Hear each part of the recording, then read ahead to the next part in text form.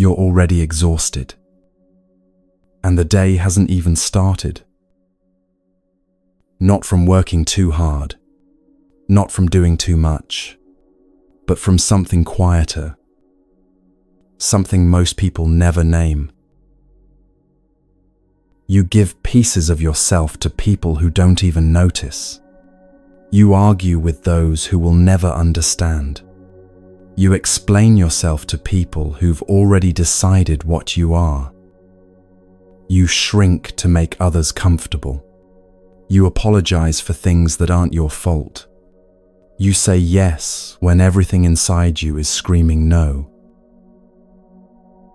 And here's the part that breaks you. You know you're doing it. You can feel yourself disappearing, piece by piece, day by day. Most people think the answer is learning to value yourself more, to believe you're worthy, to finally see your own worth. But what if that's the trap? The Buddha traced this exhaustion to its root. The problem isn't that you don't value yourself enough. The problem is believing there's a fixed self that needs valuing in the first place. That belief, that illusion, is what's been draining you all along. Over the next 3 hours, we're not building your self-worth.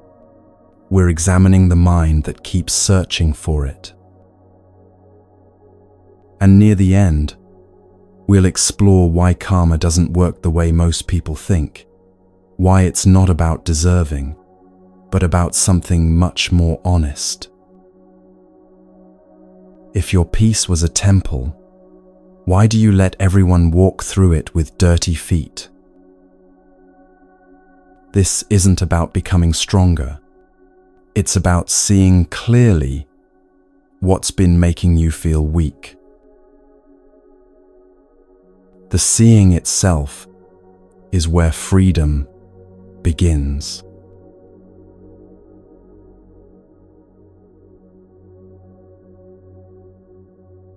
There's a particular kind of chase that never ends. You work harder, achieve more, give endlessly, and still, the finish line moves. You look for proof of your worth in someone's eyes, in their words, in the way they choose you over someone else. And for a moment, when they do choose you, when they validate you, there's relief. But it doesn't last. By the next morning, sometimes by the next hour, the feeling returns, that quiet voice saying, "You're still not quite enough." This isn't weakness.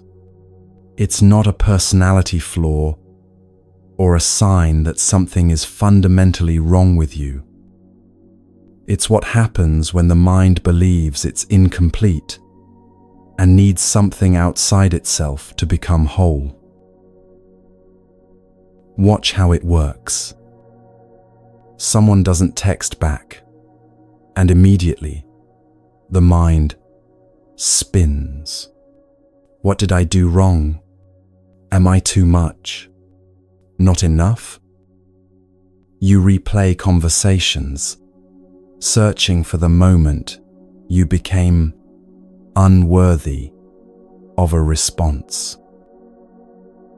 Or someone offers criticism, and instead of hearing feedback, you hear confirmation of what you've always suspected, that you're not quite right, not quite good enough. The exhaustion comes from this constant measuring yourself against others, against who you think you should be, against some imagined version of yourself that never makes mistakes, never feels small, never needs reassurance. You become someone building a case against yourself, and the evidence feels overwhelming because the mind has been trained to notice every flaw, every failure, every moment of falling short. And here's what makes it so painful. You know, somewhere deep down, that this chase doesn't work. You've been chosen before, and it didn't fix the feeling.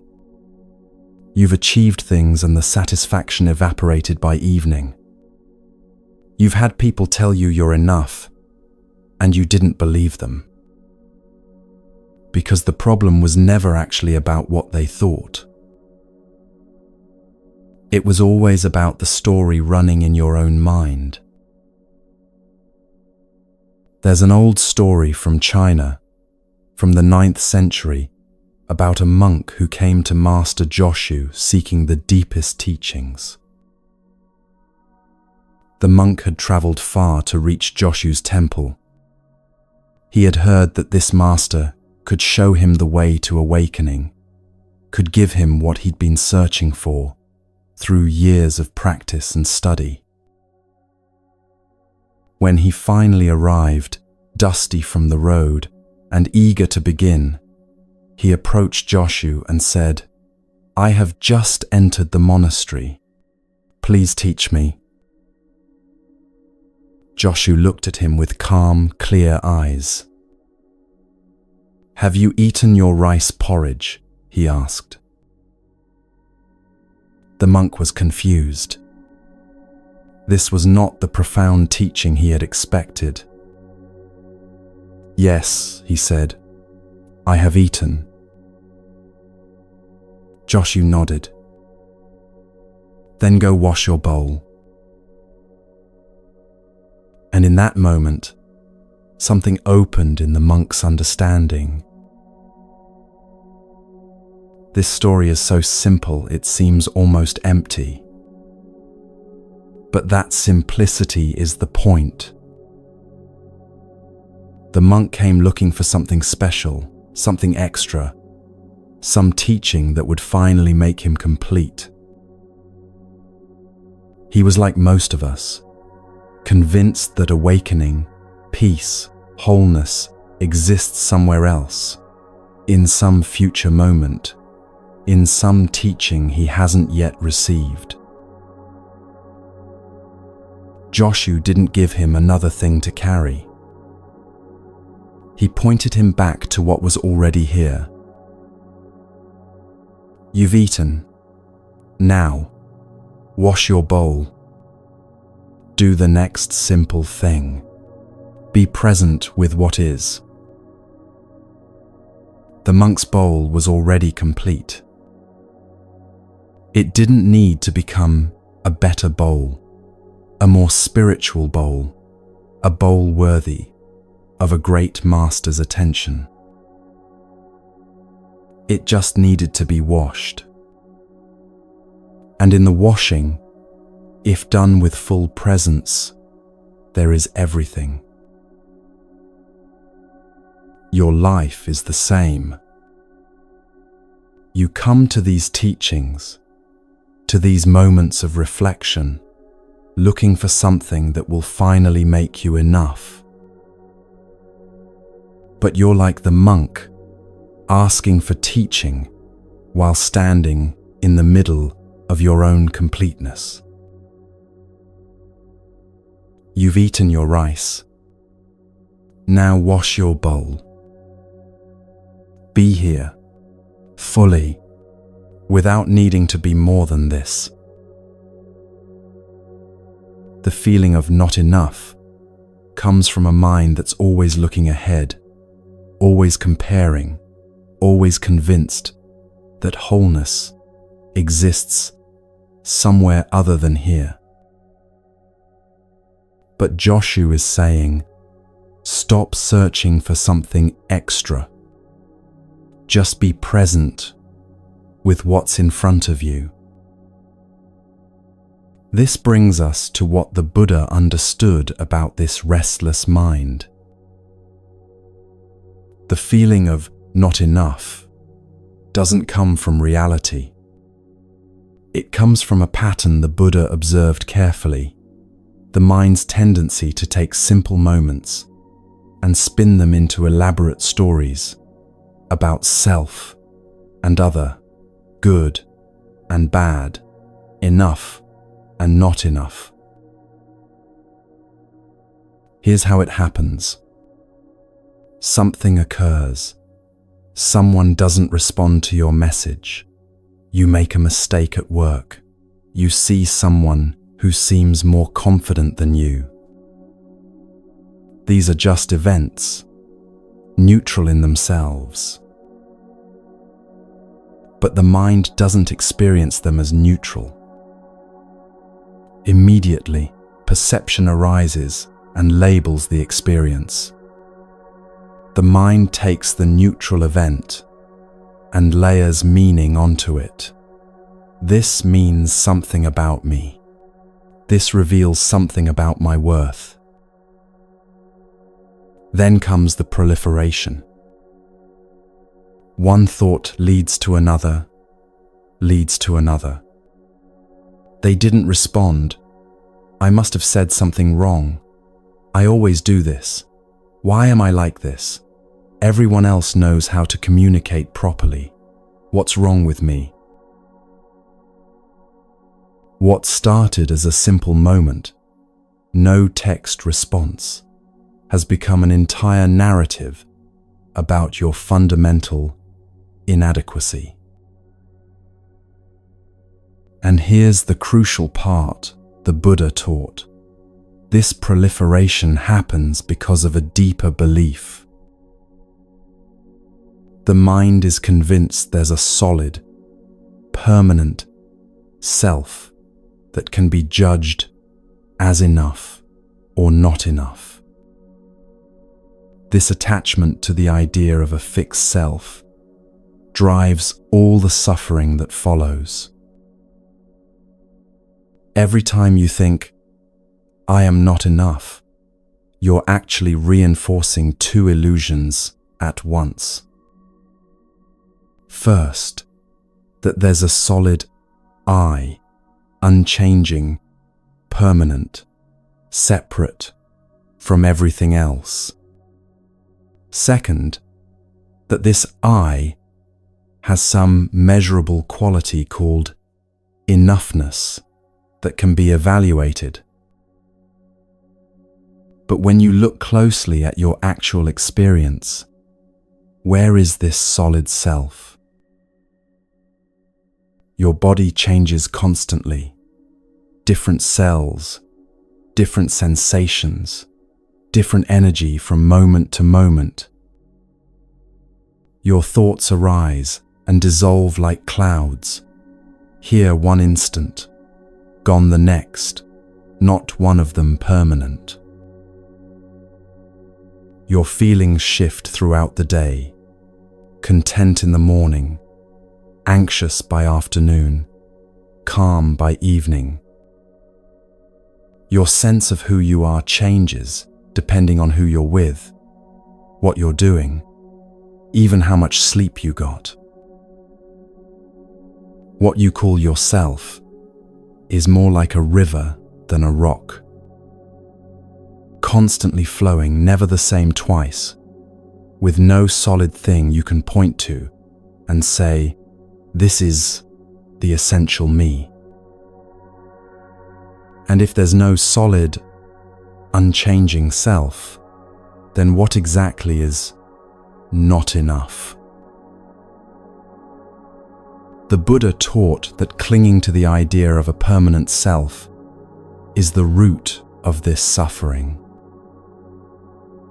Because once you believe there's a fixed you, that you must be defended, improved, proven.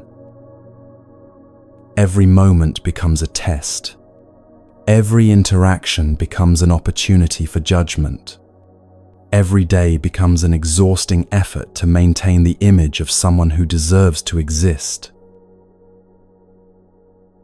But this self you're trying so hard to prove, it's a pattern the mind creates through habit.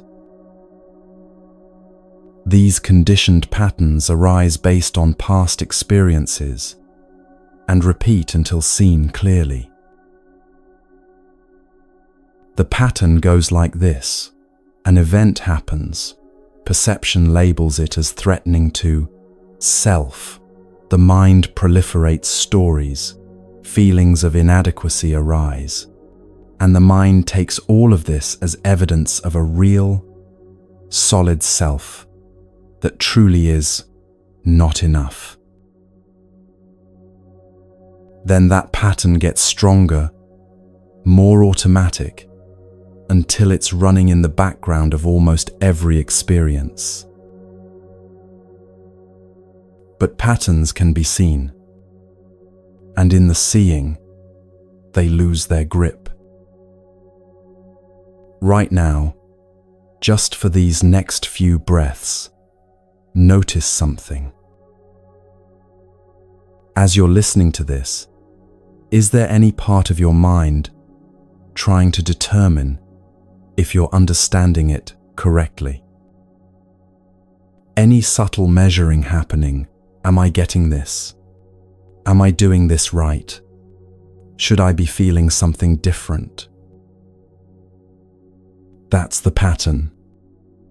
That's the mind's habit of turning even this moment into an evaluation of your adequacy. Can you just notice it without trying to fix it or make it go away? Not, I shouldn't be doing this.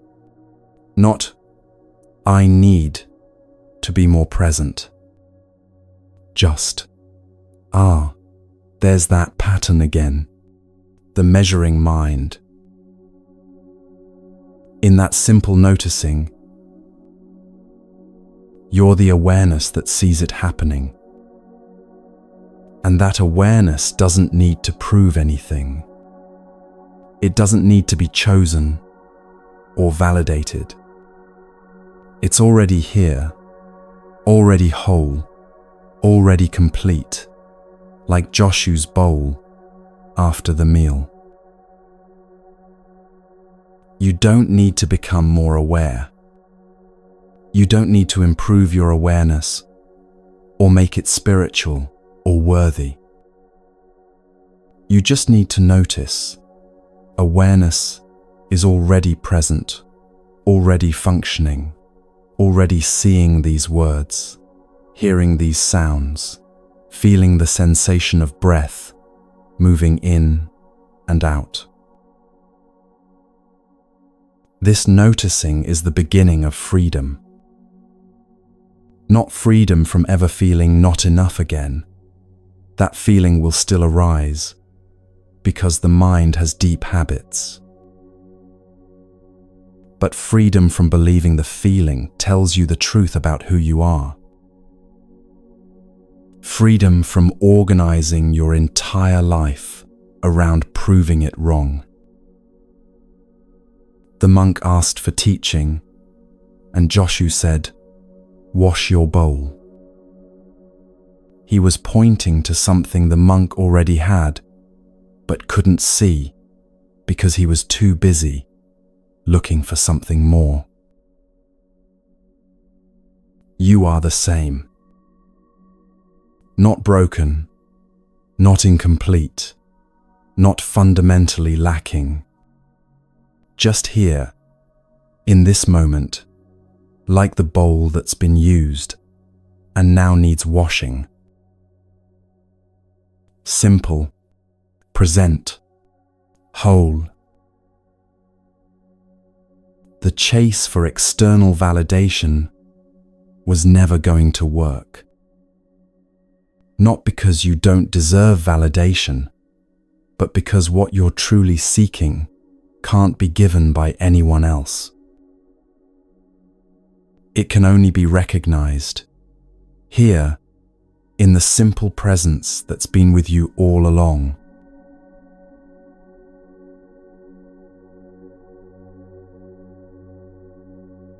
You know that feeling when someone misunderstands you, and suddenly you're talking faster, explaining harder, trying to make them see what you actually meant. Your words pile up like evidence in a trial. You're presenting your case, showing your good intentions, proving you weren't trying to hurt anyone, or be difficult, or fall short of expectations. And with each sentence, you can feel your energy draining away. Here's what makes it so tiring. Most of the time, they've already decided. The person demanding explanations has often made up their mind about who you are, what you meant, why you did what you did. Your words aren't changing their view. They're just exhausting you. Watch how it happens. Someone judges your choice, and immediately you feel that pull, the need to justify, to list reasons, to make them understand it made sense. Someone questions your character, and you find yourself recounting your history, your struggles, your intentions, as if the right combination of words might finally make them see the truth. But the truth is, some people aren't interested in understanding. They're interested in their version of you, the one that fits their narrative, confirms their assumptions, justifies their judgment. No amount of explaining will ever be enough, because they're not listening to you. They're listening to the story they've already written. This isn't about them being bad people. It's about something more fundamental, the human tendency to see what we expect to see, to interpret through the lens of our own conditioning, to make others fit into boxes that make sense to us. When you understand this, something shifts. You realize that explaining yourself repeatedly isn't communication. It's a kind of begging to be seen correctly, understood fully, judged fairly. Deep in the forest monasteries of Thailand, there was a monk who lived simply in a small hut on the edge of a village. One morning, a villager passed by the monk's hut at dawn and saw a young woman leaving. By midday, the entire village was talking. By evening, they had decided the monk had broken his vows, betrayed his practice, proven himself to be a fraud. A group of villagers came to confront him. They stood outside his hut, voices raised, demanding he explain himself. How could he disgrace the robes he wore? How could he lie to them about his commitment? What did he have to say for himself? The monk sat quietly, listening. When they finished, he looked at them with calm eyes and said simply, "You have seen what you have seen." That was all. No defense, no explanation, no attempt to correct their perception or prove his innocence. Just acknowledgement of what they believed they witnessed. The villagers left, angry at his refusal to defend himself. They decided this silence was proof of guilt. For weeks they avoided him, spoke harshly about him, warned others not to support such a charlatan. Then one day, the young woman returned to the village. She had been walking through the forest at night, fleeing from a dangerous situation in another town. She saw the monk's hut, knocked desperately, asked for shelter until sunrise. He had given her tea, let her rest safely by the fire, and sent her on her way at dawn with food for her journey. Nothing more had happened. When the villagers learned the truth, they returned to the monk, ashamed. They apologized profusely, explained they had misunderstood, asked for his forgiveness. The monk looked at them with the same calm eyes and said simply, "You have seen what you have seen." In their misunderstanding, he hadn't defended himself. In their apology, he didn't need validation. Both their judgment and their praise moved through him like wind through an open window, present for a moment, then gone, leaving no mark. This story isn't about being cold or distant. It's about understanding something the Buddha taught. Not everything requires a response. The monk could have explained. He could have told them about the woman's fear, her need for safety, his commitment to compassion for all beings, regardless of appearances. He could have presented evidence, built his case, proven his innocence. But he understood what most of us forget. Explaining doesn't create understanding. Understanding comes from someone's willingness to see clearly, to question their assumptions, to look beyond their first interpretation. If that willingness isn't there, your words just become more evidence for the story they've already decided to believe. The Buddha himself practiced this kind of silence. When people asked him questions that couldn't be answered, questions designed to trap him in philosophical debates or force him into positions they could attack, he simply remained silent. Not out of arrogance or superiority, but out of wisdom. He understood that some questions aren't asked in genuine seeking.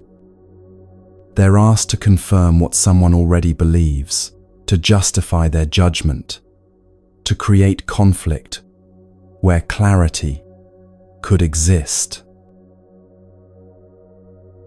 The Buddha taught that wise speech has 4 qualities. It must be true, beneficial, timely, and spoken with kindness. Notice what's not on that list. It doesn't need to defend you, prove you right, or change someone's mind about you. Sometimes the most loving thing to say is nothing at all. Not because you're too proud to explain, but because you recognize that this moment doesn't call for words. This person isn't in a place to hear you, or the explanation would only create more entanglement, or your peace matters more than being understood. This isn't about building walls or refusing to communicate. It's about recognizing the difference between genuine misunderstanding that can be resolved through conversation and fixed perception that no amount of words will shift. Think about the last time you explained yourself to someone who wasn't really listening. How did it feel afterward? Not relieved. Usually. More tired. More frustrated. Because you were trying to hand them understanding, and they weren't interested in receiving it. The monk in the forest understood this. He wasn't protecting his reputation or proving his innocence. He was protecting his peace. He recognized that their judgment, while painful, was their story about him, not the truth of who he was.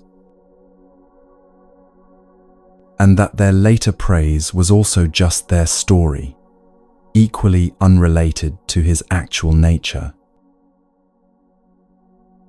Both the accusation and the apology moved through without sticking because he wasn't identified with either one. For the rest of today, try something. Notice when you feel the urge to explain yourself. Not when someone asks a genuine question. Answer those. But when you feel that pull to justify, to defend, to prove you weren't wrong or bad, or less than they think. Just notice it. You don't have to change anything. Don't judge yourself for wanting to explain. Just, there's that urge again. Feel where it lives in your body. Often it's a tightness in the chest, a pressure in the throat, a slight panic that says, they need to understand, they need to see the real me. And ask yourself gently, will explaining actually create understanding here? Or am I just exhausting myself trying to change a mind that's already made up? If you're someone who over-explains, you're not alone. Probably half the people listening right now just felt that tightness in their chest, that familiar urge to make others see their good intentions. It's not a flaw. It's a pattern that developed, often in childhood, when being understood felt like the difference between safety and rejection. But you're not that child anymore. You don't need everyone to understand you to be safe. You don't need to justify your existence to people who've already decided what to think. The freedom comes not from perfecting your explanations, but from releasing the need to give them. Like the monk in the forest, you can meet judgment with quiet presence. You have seen what you have seen. You can meet praise the same way. Neither one defines you. Neither one requires your defense or your gratitude beyond simple acknowledgement. This is what the Buddha meant by wise speech. Not more words, but right words at the right time for the right reason. And sometimes the right word is silence, not hostile or cold, but spacious and free. The peace you've been seeking through all that explaining, it was never in making them understand. It was always in understanding that you don't need them to.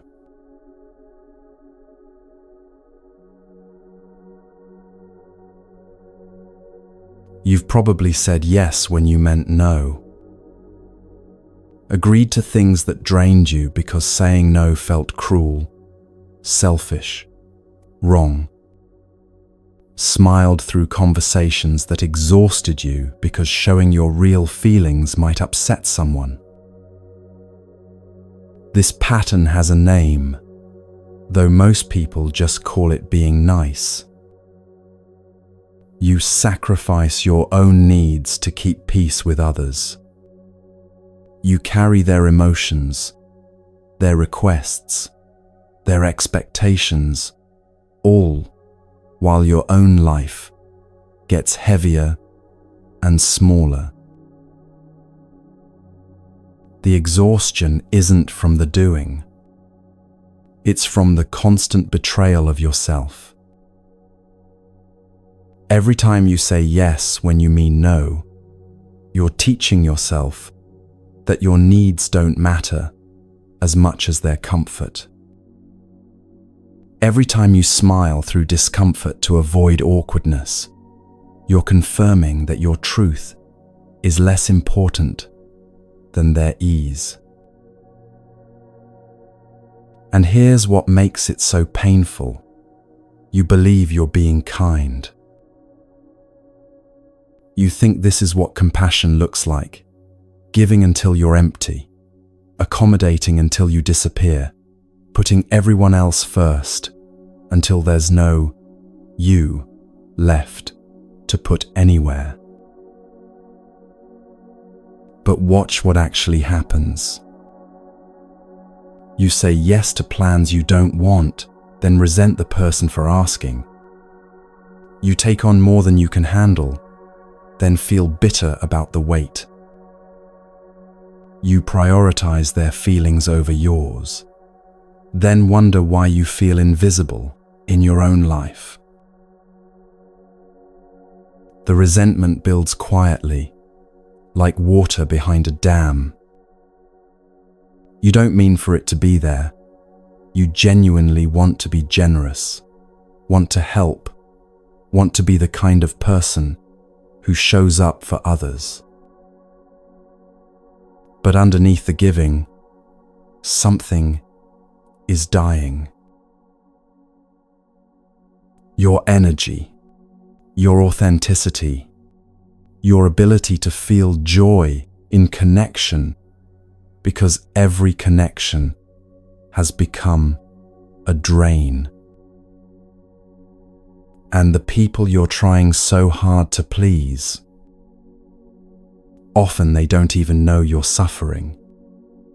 They take what you offer because you offer it with a smile, and they assume the smile is real. How could they know you're dying inside when you've become so skilled at hiding it? What makes this pattern so insidious is that it often started as something good. Maybe you learned early that being helpful kept you safe, that being agreeable made you lovable, that never asking for too much meant you wouldn't be a burden. Those strategies worked once. They protected you when you were small and had no other options. But now they're a prison, disguised as virtue.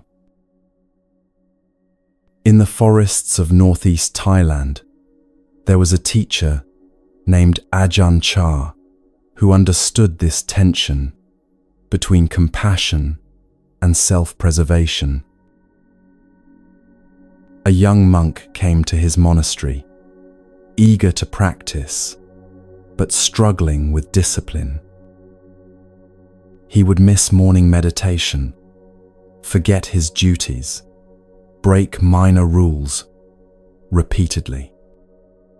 The other monks grew frustrated, watching him receive the same teachings they followed diligently, yet continuing to disregard them. After weeks of this pattern, several senior monks approached Ajahn Chah. "Teacher," they said, "this monk is disrupting the community. He doesn't respect the practice. He should be asked to leave." Ajahn Chah listened quietly, then asked, "Where else will he learn?"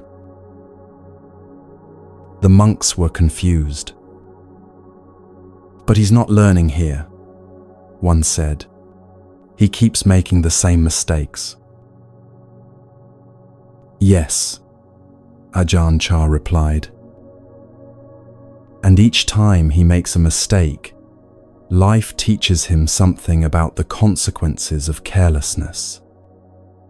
If we send him away now, he'll carry these patterns to the next place and the next, never understanding why he suffers.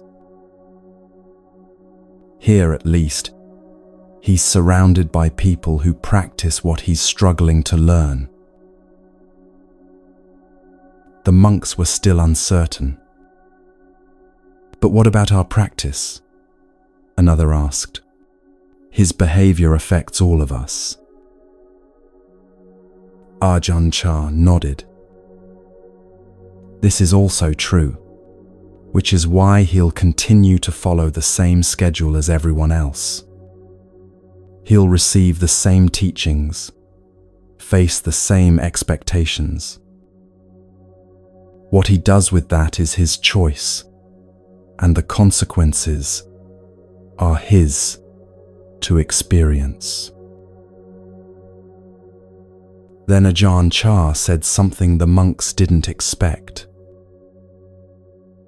"But if his presence truly prevents you from practicing, then you must examine your own mind. Why does his struggle disturb your peace? Are you practicing for your own liberation, or for the satisfaction of seeing everyone follow the same path at the same pace?" The young monk stayed. Ajahn Chah didn't lower the standards or make exceptions. The rules remained the same, the schedule unchanged, the teachings consistent. But neither did he cast the monk out for being imperfect. And something remarkable happened over time. The monk continued to struggle, continued to fall short, but he also continued to practice. He saw his own patterns more clearly, because he wasn't exiled from the place that reflected them back to him. He learned slowly, painfully, through repeated failure and gentle correction. Years later, that monk became one of the most compassionate teachers in the lineage. Not because he was naturally disciplined, but because he understood struggle intimately. He knew what it meant to fail repeatedly and still be held in a container of firm kindness.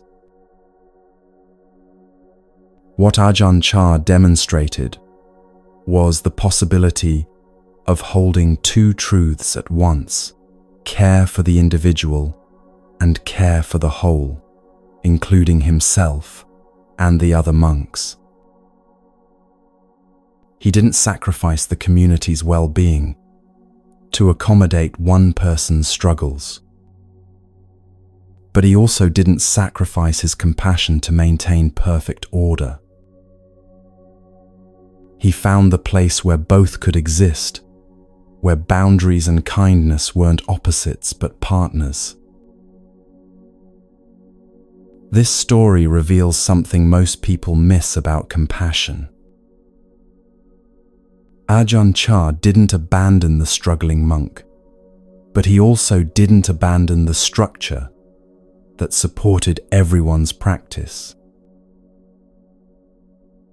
He held both: compassion for human weakness and respect for the boundaries that create safety for all. This is what the Buddha called the middle way. Before the Buddha's awakening, he tried two extremes. First, He indulged in every pleasure, seeking happiness through satisfaction of desires. It left him empty. Then he swung to the opposite extreme, severe asceticism, punishing his body, denying every need. This nearly killed him and brought no insight. Only when he found the middle path, neither indulgence nor punishment, did he discover freedom. He ate when hungry but didn't gorge. He rested when tired but didn't become lazy. He practiced with dedication but didn't destroy himself in the practicing. The same principle applies to how you relate to others and yourself. You don't have to choose between being a doormat or a wall, between sacrificing yourself completely or closing your heart entirely. There's a middle path where compassion flows but doesn't drain you, where you can be generous without disappearing. Think of it like this: a lamp can only give light if it has oil. If you pour out all your oil to fill everyone else's lamps, yours goes dark. Then you're no use to anyone, least of all yourself. But if you keep your lamp filled, you can share light endlessly without ever running dry. Thich Nhat Hanh taught this beautifully when he said, "Taking care of yourself is taking care of those you love." Not because self-care is selfish, but because you cannot offer from emptiness. You cannot give peace if you have no peace. You cannot share compassion if you show none to yourself. This doesn't mean becoming cold or self-centered. It means recognizing that your needs matter as much as anyone else's. That preserving your energy isn't selfish. It's necessary for sustainable compassion. The Buddha taught that all beings deserve compassion, and that includes you. Not as an afterthought, not if there's time left over after everyone else is taken care of, but as a fundamental part of the practice. When you abandon yourself to serve others, you're actually breaking the precept of non-harming. You're harming yourself, and that harm ripples out into everything you do. Look at Ajahn Chah's response again. He didn't let the struggling monk disrupt the entire community. He maintained the structure, the schedule, the expectations. But he also didn't cast him out for being imperfect. He held firm boundaries and soft heart at the same time. This is the balance most people never find. They swing between extremes, either giving everything until they collapse or shutting down completely to protect themselves. But the middle path says you can stay open and boundaried simultaneously. You can love someone and still say no to them. You can care deeply about their well-being and still refuse to carry their responsibilities. You can be compassionate and still protect your peace. The key is learning to discern the difference between compassion and fear. Compassion says, I care about you, and I also care about myself. I'll help in ways that don't harm either of us. Fear says, I'll do whatever it takes to keep you from being upset with me, even if it destroys me. Compassion creates something sustainable. Fear creates resentment disguised as kindness. Before you say yes to the next request, try this. Take one breath. Just one full breath in and out. In that breath, ask yourself, is this coming from genuine care or from fear of disappointing them? Am I saying yes because it aligns with my values and capacity, or because I'm afraid of what no might cost me? You don't need elaborate criteria or complex rules. Just that moment of checking in with yourself before responding. Notice what happens in your body when you consider saying no. Does your chest tighten? Does anxiety spike? That physical response is information. It's showing you where fear lives, where the old pattern of self-abandonment wants to run the show. And notice what happens when you imagine saying yes from a place of genuine willingness versus obligation. One feels open, the other feels heavy. Your body knows the difference, even when your mind tries to rationalize. This isn't about never helping anyone or becoming someone who only thinks of themselves. It's about learning to give from fullness rather than depletion, from choice rather than fear, from wisdom rather than habit. The Buddha taught that wise compassion includes yourself, not as an afterthought, not as something you get to if there's energy left over, but as an essential part of the practice. Because if you're running on empty, your compassion becomes contaminated with resentment. And resentful giving isn't actually kind to anyone. When you give from obligation, the recipient feels it, even if they can't name it. There's a subtle tension in obligatory kindness, a barely perceptible resentment that poisons the gift. But when you give from genuine willingness, from a place of having enough to share, the giving becomes joyful. Both people feel nourished instead of drained. Like Ajahn Chah with the struggling monk, you can hold space for others' imperfection while maintaining what keeps you whole. You can be patient with their journey while respecting your own limits.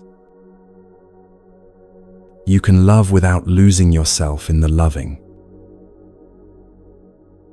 If you're still here, breathing with this, thank you. We're about halfway through now. If you need to pause and come back later, do that. This isn't going anywhere. The teachings will be here when you return. I'm curious, is it quiet where you are?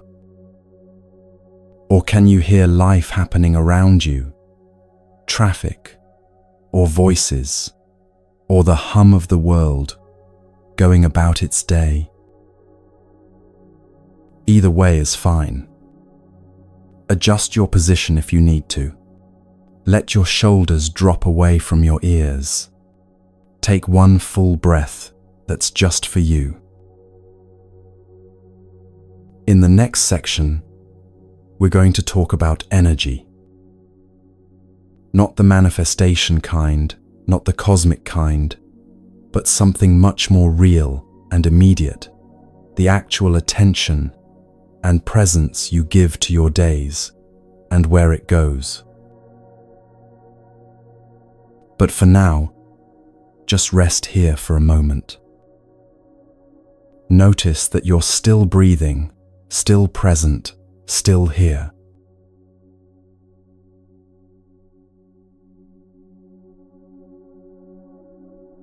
You've probably noticed this. Some conversations leave you feeling lighter, more alive, even when they're difficult.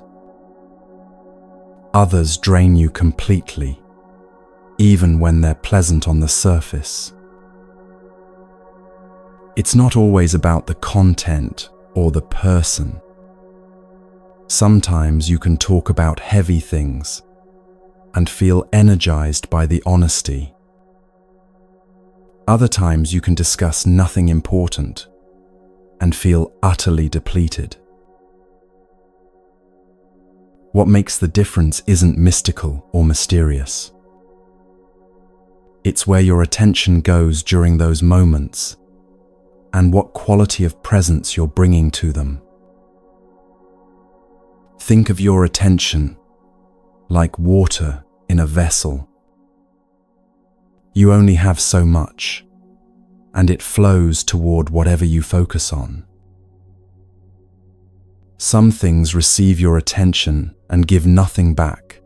They're like cracks in the vessel, letting everything leak out. Other things receive your attention and somehow replenish you, as if the act of focusing on them generates more rather than less. Arguments that go nowhere are cracks in the vessel. Conversations where you're performing rather than connecting. Hours spent refreshing news feeds, each story pulling your attention into worry, or outrage, or comparison. Relationships where you're constantly proving yourself, explaining yourself, defending yourself. These aren't bad people or wrong activities necessarily, but they're places where your attention pours out without return, leaving you emptier than you started. Then there are moments that somehow give back. A conversation where someone really listens, and you really listen back. Work that absorbs you so completely, you forget to check the time. Quiet moments where your mind isn't racing, but simply present with what is. The difference isn't the activity itself. It's whether your attention is scattered or gathered, whether you're fully there or split between 10 different concerns. Whether you're engaged or just going through motions. Most people live with their attention constantly leaking. Half present in every conversation because they're thinking about what comes next. Half engaged with their work because they're worrying about something that happened yesterday. Never quite here because here feels insufficient compared to some imagined elsewhere. And they wonder why they're always exhausted despite doing nothing particularly strenuous. It's not the doing that tires them. It's the constant leaking of attention in every direction. The mental energy spent being everywhere, except where they actually are. There's a story about this from Japan, about a Zen monk named Ryokan, who lived simply in a small hut at the base of a mountain. One evening, Ryokan returned from the village to find a thief inside his hut, searching frantically for something valuable to steal. But Ryokan owned almost nothing: a few robes, a bowl, some writing materials. Nothing worth stealing. The thief froze when he saw Ryokan in the doorway. He expected anger, confrontation, perhaps violence. Instead, Ryokan looked at him with gentle eyes and said, "You have traveled far to visit me, and I have nothing to give you." The thief was confused, wary, unsure if this was a trick. Ryokan removed his outer robe, the only thing of any value he possessed, and held it out to the thief. "Please, take this so you won't leave empty," handed. The thief grabbed the robe and fled into the night, bewildered by what had just happened. Ryokan sat down outside his hut, now wearing only a thin underrobe, and looked up at the sky. The moon was full, luminous, casting silver light across the mountain. He sat there for a long time, just watching the moon. Later, he wrote a poem. "The thief left it behind, the moon at my window." And then, another line, "I wish I could have given him this beautiful moon." This story is often told as a lesson in non-attachment, and it is that. But it's also a teaching about attention and what we have to give. Ryokan didn't have material wealth to offer. He could have felt shame about that, could have apologized for his poverty, could have felt diminished by having nothing valuable in conventional terms. Instead, he gave what he actually had: presence, kindness, and most importantly, his attention to what was genuinely beautiful in that moment, the moon. He didn't drain himself trying to give what he didn't have. He didn't pretend to be richer than he was, or apologize for his simplicity. He gave his robe freely, without attachment, and then turned his attention to what was actually abundant: the beauty of the night, the moon's light, the peace of that moment. The thief took material goods and left. Ryokan kept his attention on the moon and remained rich. Most of us do the opposite. We have the moon, we have this moment, this breath, this present experience, but we're too busy wanting what we don't have to notice, what's already here. We drain ourselves trying to give what we lack, while ignoring what we actually possess in abundance. The Buddha understood this deeply, and he taught a practice that's both simple and profound: right effort. Right effort isn't about forcing or straining. It's about directing your attention wisely, cultivating what serves your peace, and releasing what disturbs it. The Buddha described this as 4 practices, though they're really one practice with 4 aspects.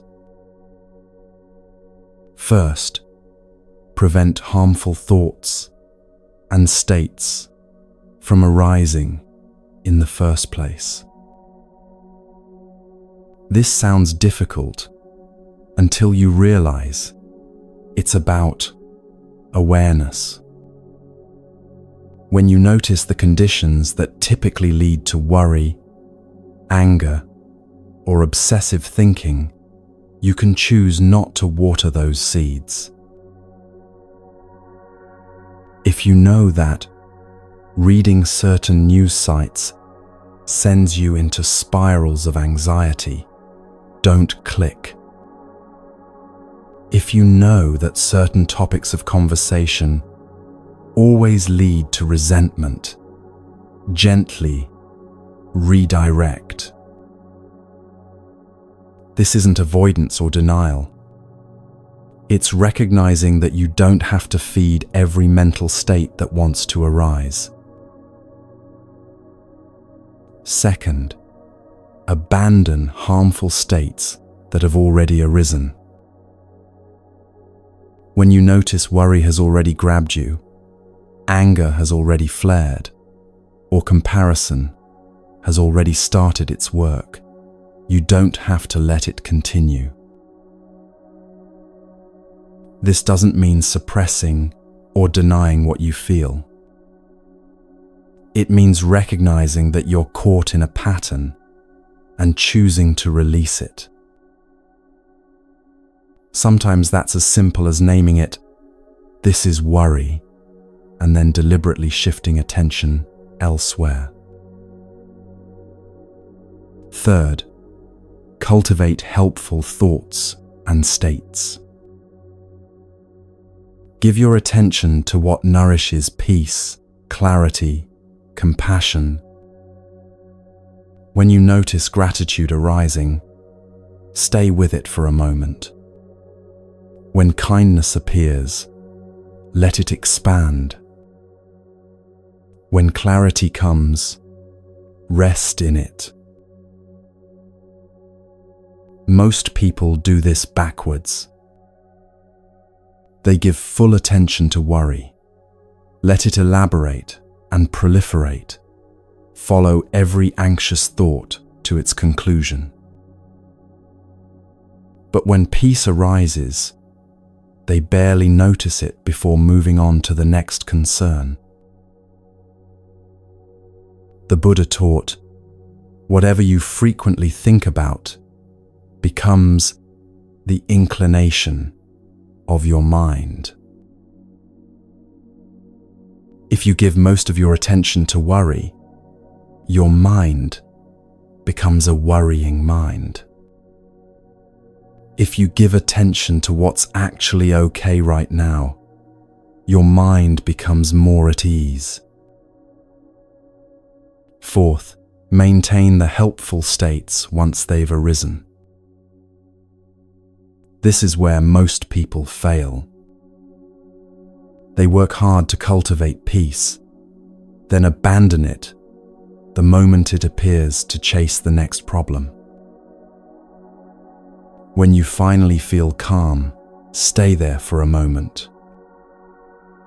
Don't immediately think, "What should I do now that I'm calm?" Just be calm. Let it stabilize. Let your mind learn what calm feels like so it can return there more easily. These 4 efforts work together. You're not trying to control your mind or force it into some artificial state. You're simply directing your attention with wisdom away from what harms toward what heals. Think about yesterday. Where did most of your attention go? Not where your body was, but where your mind was dwelling. Were you present with what you were doing, or somewhere else entirely? Were you replaying old conversations, rehearsing future ones, comparing yourself to others, worrying about things not yet happened. And how did those mental patterns affect you? Did they make you more at peace or more agitated? More connected or more isolated? More clear or more confused? This isn't about judging yourself. It's about seeing clearly where your attention actually goes, because once you see it, you can begin to redirect it. Try this for the rest of today. Notice what drains you and what nourishes you. Not in some abstract, spiritual sense, but concretely. Which thoughts, when you give attention to them, leave you feeling heavier? Which ones, when you dwell in them, make your chest tighten or your mind race? And which thoughts, which moments, which types of attention leave you feeling more settled? Where does your mind naturally find rest? What activities absorb you in a way that feels nourishing rather than draining?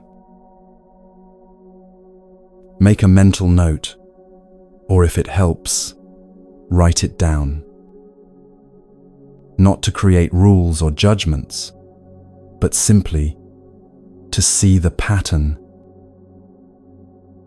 You might notice that worrying about whether people like you always leaves you feeling worse, never better.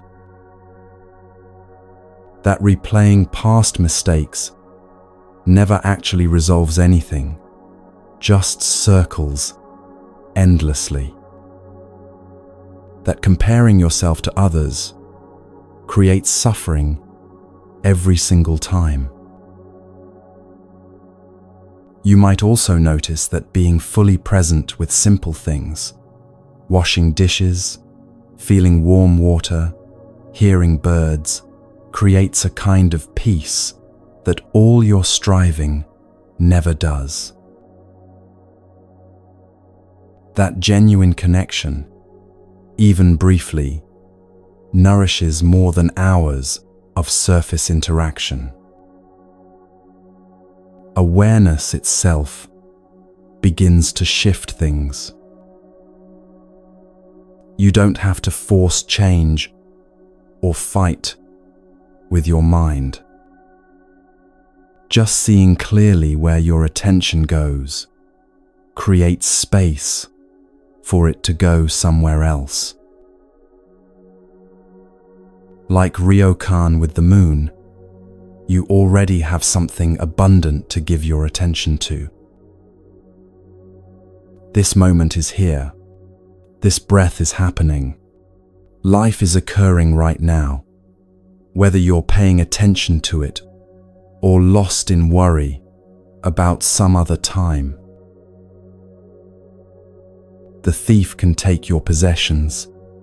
Circumstances can take your comfort. Time can take your youth. But no one can take this moment unless you give it away yourself by refusing to be here for it. Where your attention goes, your life flows. Not someday, not eventually, but right now, in this exact moment. Choose wisely.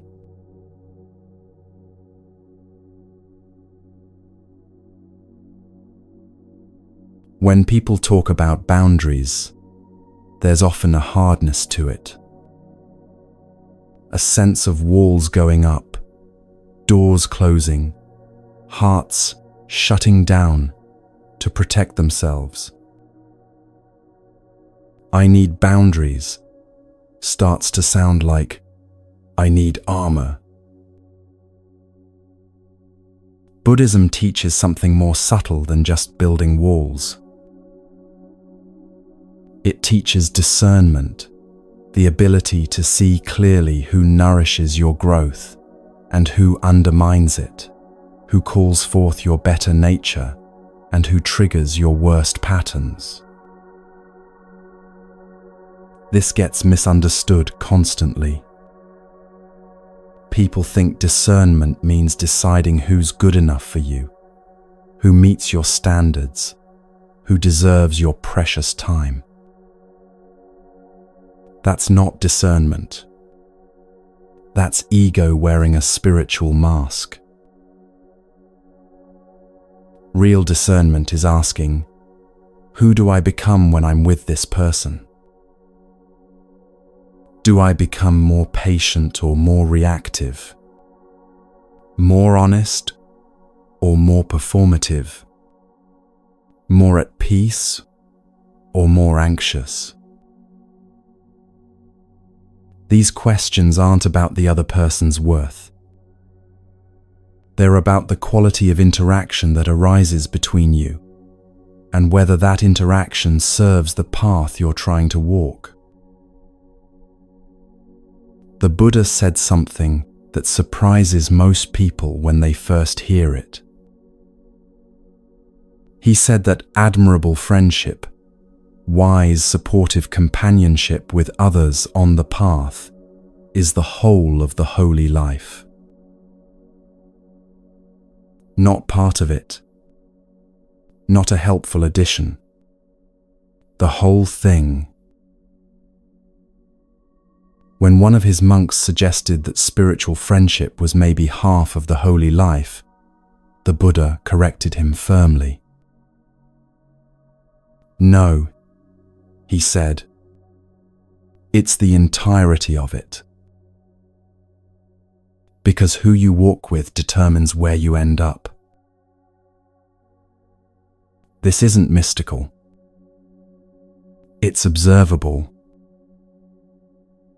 Spend time with people who complain constantly, and you'll find yourself complaining more.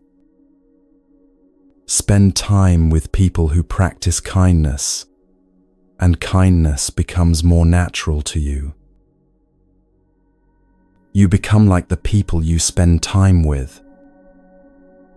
Not because you're weak or easily influenced, but because that's how human minds work. We're shaped by what we're repeatedly exposed to, by the patterns that get reinforced in our daily interactions. So the Buddha taught, choose your companions with great care. Not because some people are worthy and others aren't, but because your companionship is one of the most powerful forces shaping who you become. Some relationships call forth your compassion, your patience, your wisdom. Even when they're difficult, even when there's conflict, something in the connection supports your growth. Other relationships, no matter how much you care about the person, consistently trigger your worst patterns. The question isn't who's better or worse. It's what serves the life you're trying to live. There's a story about this that most people know but often misunderstand. It's about a man named Angulimala, a serial killer who had murdered 99 people and wore a necklace of their fingers as trophies. The story focuses on the dramatic moment when Angulimala chased the Buddha through the forest, trying to make him his 100th victim. The Buddha walked calmly while Angulimala ran with all his strength but somehow couldn't catch him. Finally, Exhausted and confused, Angulimala shouted, "Stop, monk!" The Buddha turned and said, "I have stopped, Angulimala. When will you?" Those words broke something open in Angulimala. He realized the Buddha wasn't talking about physical movement. The Buddha had stopped running from himself, stopped running from truth, stopped the violence that comes from a mind at war with reality. Angulimala was still running, still trying to outpace his own suffering through violence. That moment transformed him. He became a monk, dedicated himself to practice, and eventually became enlightened. But here's what the story often leaves out. The Buddha didn't immediately make Angulimala his constant companion. After Angulimala's transformation, he lived at the monastery and faced the consequences of his actions. Villagers who had lost loved ones threw rocks at him when he walked for alms. The Buddha didn't protect him from that reality or insist everyone immediately accept him. The Buddha held two truths at once. Angulimala could transform, and Angulimala's past actions had created real harm that rippled through the community. Compassion didn't mean pretending the harm hadn't happened. This is the nuance most people miss when they think about compassion and boundaries. You can recognize someone's potential for change without giving them unlimited access to your life while they're still in their patterns. You can wish someone well without making yourself available for the harm they're not yet ready to stop causing. Some people are for loving from a distance, not because they're bad or unworthy, but because proximity to them consistently brings out patterns in you that you're trying to transform. Or because their current patterns create harm you're no longer willing to absorb. You can want good things for someone without being the person who provides those things. You can care about someone's well-being without being responsible for their healing. You can recognize that someone is struggling without making yourself available to be hurt by that struggle. This brings up guilt for a lot of people. The thought arrives, but shouldn't I be more compassionate? Shouldn't I be able to handle this? If that guilt is here for you right now, notice it. It's just another feeling arising, another thought pattern the mind has learned. Often that guilt was trained into you early, the belief that real love means endless availability, that boundaries mean you don't care enough. But the Buddha never taught that compassion means destroying yourself to help others. He taught the middle way, neither abandoning people nor abandoning yourself. You can hold compassion for someone's suffering and still recognize that your presence in their life, in this moment, isn't serving either of you. Sometimes the most honest thing you can offer someone is distance. The Buddha gave practical guidance. Associate with people who have integrity, who speak truthfully, who encourage your growth rather than your destruction. He specifically warned against spending time with fools, not because they're worthless, but because foolishness is contagious. Spend enough time with people who make poor choices, and you'll start making poor choices. Not because you're weak, but because that's how conditioning works. This teaching isn't about superiority or judgment. It's about honesty regarding how influence actually operates. So what does this look like practically? It means you might love your family member deeply and also recognize that every extended visit leaves you depleted for weeks. It means you might care about your old friend, but notice that every conversation circles back to complaint and blame, and that pattern is strengthening those tendencies in you. It means you can send someone loving kindness in your meditation practice, while also choosing not to answer their calls.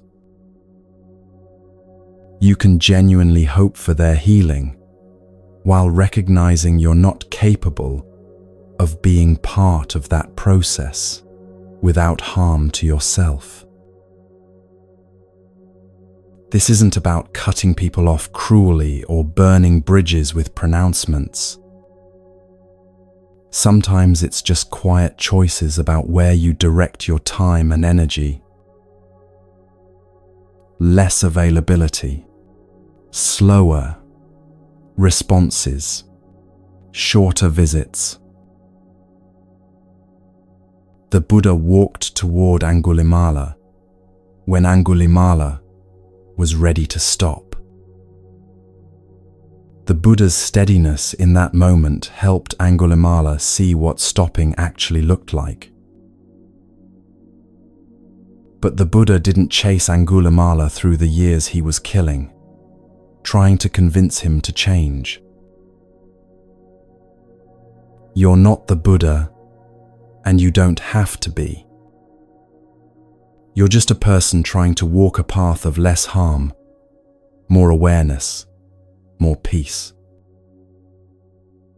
And part of that path is recognizing who supports that walking and who consistently makes it harder. The guilt you feel about creating distance, notice how it wants to override your direct experience of what actually happens in the relationship. The guilt says, you should be able to handle this. But your direct experience says, I become someone I don't want to be when I'm with this person. Trust your experience over your guilt. Spiritual friendship, the kind the Buddha said was the whole of the holy life, is mutual. It's relationships where both people support each other's growth, where the interaction brings out patience rather than reactivity, honesty rather than performance.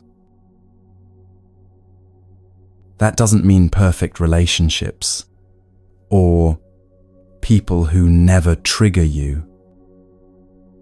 It means relationships where there's enough trust and goodwill that conflicts can be worked through, where difficulties become opportunities for deeper understanding. You can't force that mutuality into existence.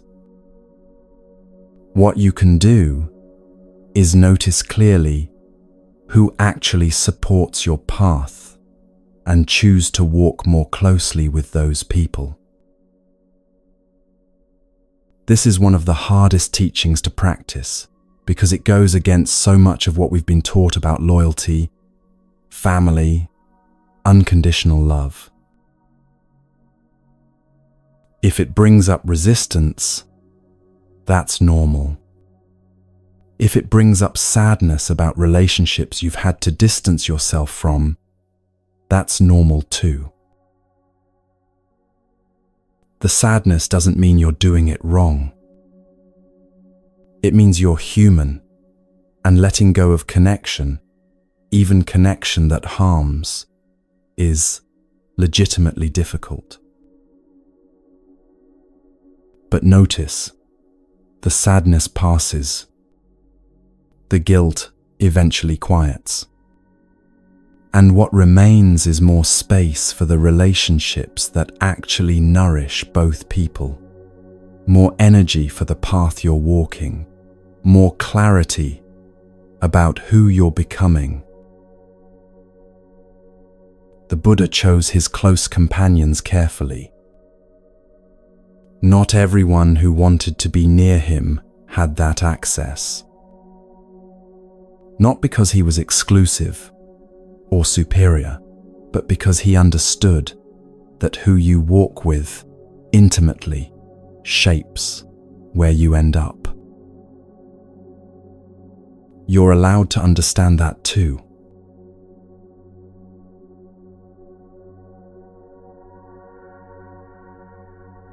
Most people hear the word precepts and think of rules carved in stone, commandments handed down, restrictions on freedom.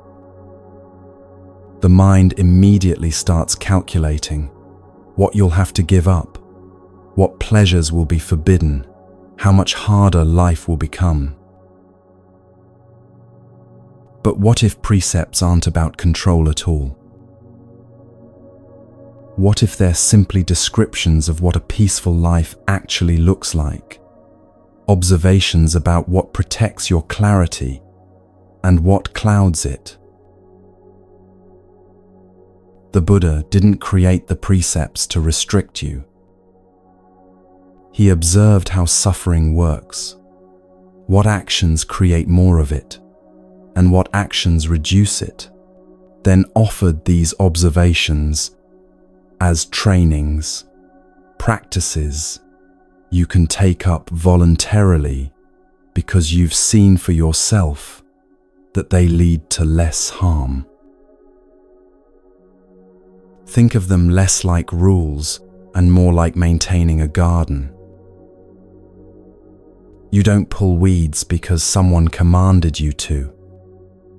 You pull them because you've noticed that when you don't, they choke out everything you're trying to grow. The precepts work the same way. They're not about earning points for good behavior or avoiding punishment for bad. They're about noticing what actually protects your peace and what consistently destroys it. When the Buddha taught the 5 precepts, he was teaching a kind of self-care that most people miss entirely. Not self-care in the sense of bubble baths and face masks, but self-care in the sense of not actively harming the vessel you're trying to live in. The first precept is about not killing, not harming living beings. On the surface, this seems obvious. Don't murder people. Don't torture animals. But look deeper and you see it includes not harming yourself. Every time you stay in a toxic relationship that's slowly destroying you, you're violating this precept. Every time you push yourself past the point of exhaustion because you believe rest is laziness, you're harming a living being, yourself. Every time you speak to yourself with cruelty you'd never use toward anyone else, you're engaged in harm. The precept isn't just, don't hurt others. It's, recognize that harm creates suffering and choose not to create suffering when you can avoid it. That includes the suffering you create for yourself through neglect, overwork, or staying in situations that damage you. The second precept is about not taking what isn't given.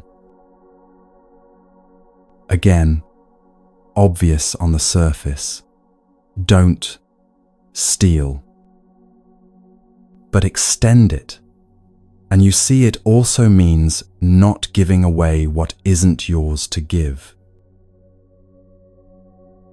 Your time isn't unlimited, so giving it all away to people who don't value it is a form of theft from your own life. Your energy isn't endless, so pouring it into things that deplete you is stealing from your own capacity to be present for what actually matters. This precept teaches discernment about exchange. Not everything given to you needs to be accepted, and not everything asked of you needs to be provided. Some requests are actually demands, some gifts are actually obligations, and recognizing the difference protects you from depletion. The third precept addresses sexual misconduct, which traditionally means not using sexuality in ways that cause harm. No adultery, no exploitation, no using intimacy as manipulation. But broaden it slightly, and you see it's about not betraying yourself for connection. How many times have you compromised your own boundaries, ignored your own discomfort, or silenced your own needs because you were afraid of losing intimacy? This precept asks, are you honoring yourself in how you connect with others? Or are you abandoning yourself, pretending to want what you don't want, agreeing to what doesn't feel right, all in the hope that if you're accommodating enough, someone will finally choose you? The fourth precept is about truthful speech, not lying, not using words to deceive or manipulate. Straightforward enough until you realize how often you lie to yourself. I'm fine when you're falling apart. It doesn't bother me when it's eating you alive. I can handle it when you're already drowning. These aren't just white lies to protect others' comfort. They're forms of self-deception that prevent you from seeing your own reality clearly.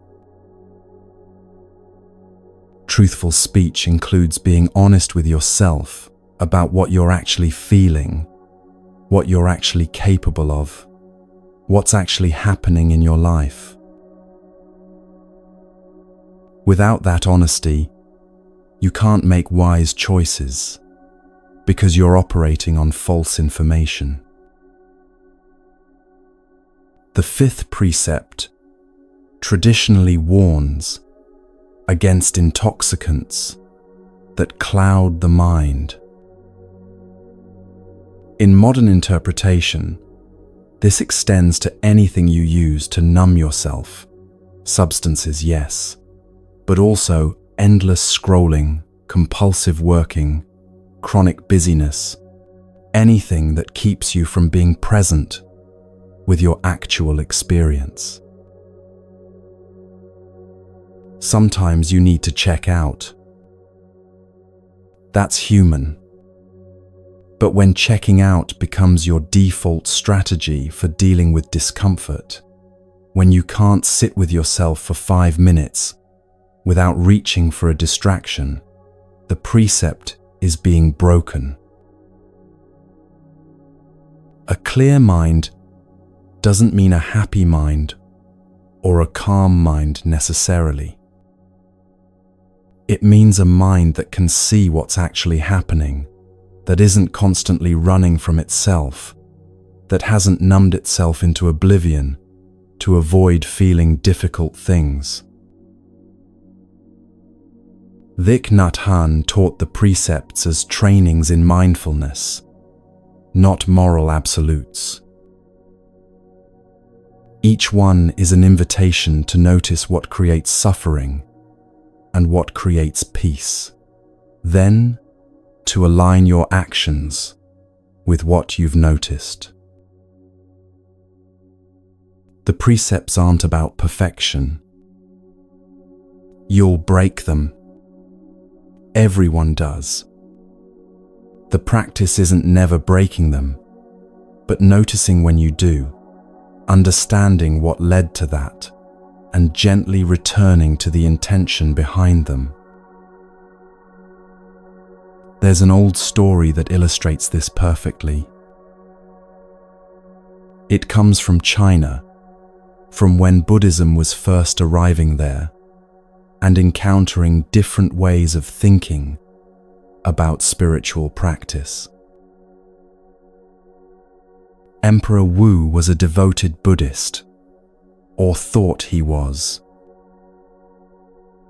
He had built temples, funded monasteries, copied sacred texts, supported thousands of monks. He had done all the right things, accumulated all the right merit.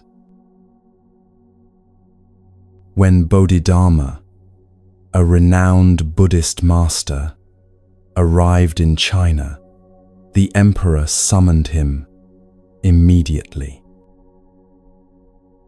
This was his chance to confirm what he already believed about himself, that his great deeds had earned him great spiritual merit. I have built temples and supported the Sangha extensively, Emperor Wu said. What merit have I accumulated from all these virtuous acts? Bodhidharma looked at him directly and said, No merit. The emperor was shocked. What do you mean, no merit? I've done all these things for the Dharma. These are worldly achievements, Bodhidharma replied calmly. They follow you like a shadow, but they are not merit.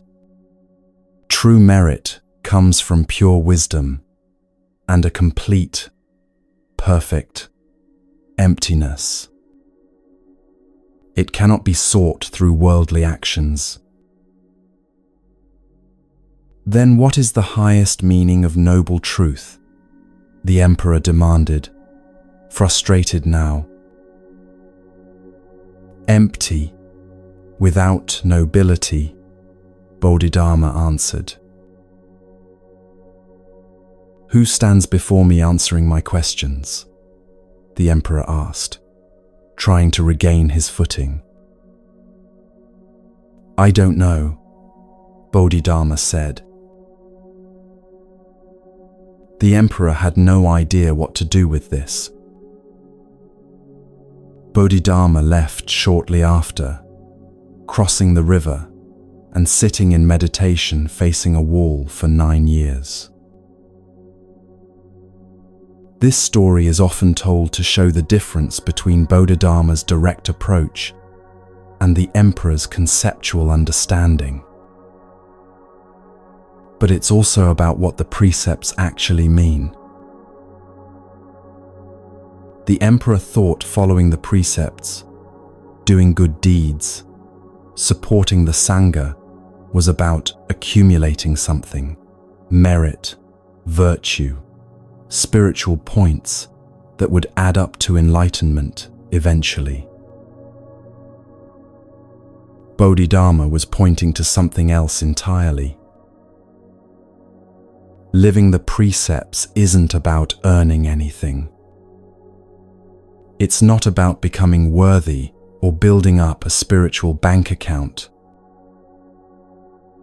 It's simply living in alignment with what creates less suffering. You don't follow the precepts to become a good Buddhist. You follow them because you've noticed that harming others creates suffering in you, that lying requires you to maintain false stories that exhaust you, that staying in toxic patterns makes everything harder. The precepts are self-care in the deepest sense. They protect your clarity, your peace, your ability to see clearly and act wisely. Not because following them makes you special, but because they describe what a life of less harm actually looks like. So which precept, if you lived it fully, would most change your life?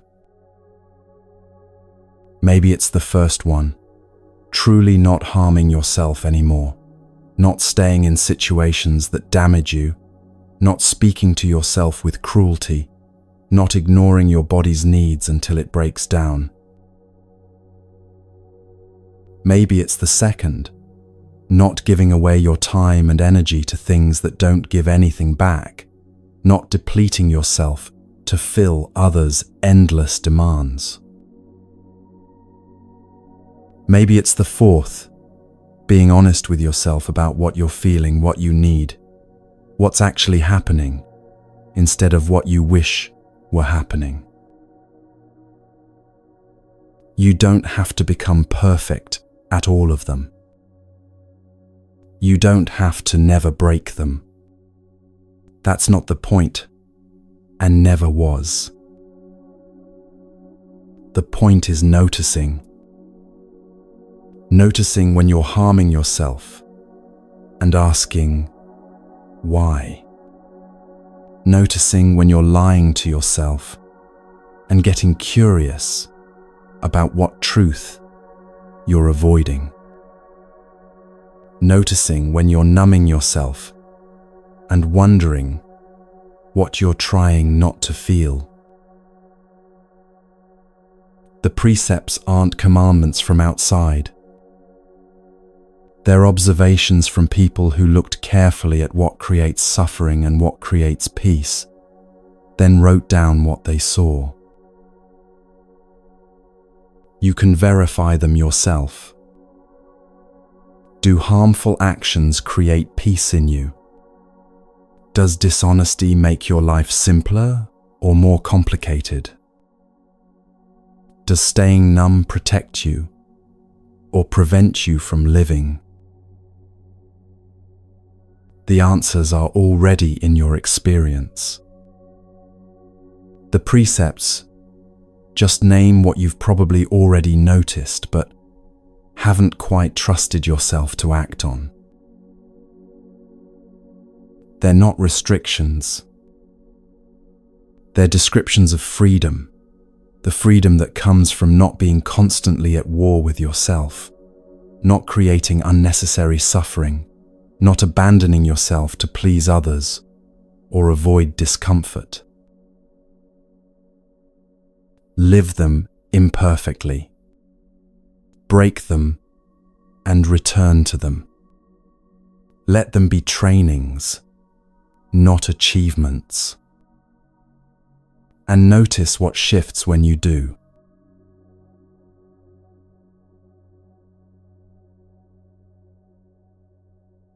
When most people hear about Buddhist non-attachment, they imagine someone who has stopped caring. Someone who's become cold, distant, emotionally unavailable. They picture a monk sitting alone on a mountain, unmoved by the world's suffering, untouched by joy or grief, having successfully amputated all feeling in the name of enlightenment. This misunderstanding has done enormous damage.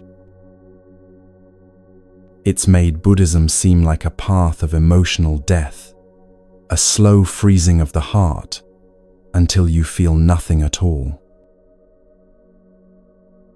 But that's not what non-attachment means. Not even close.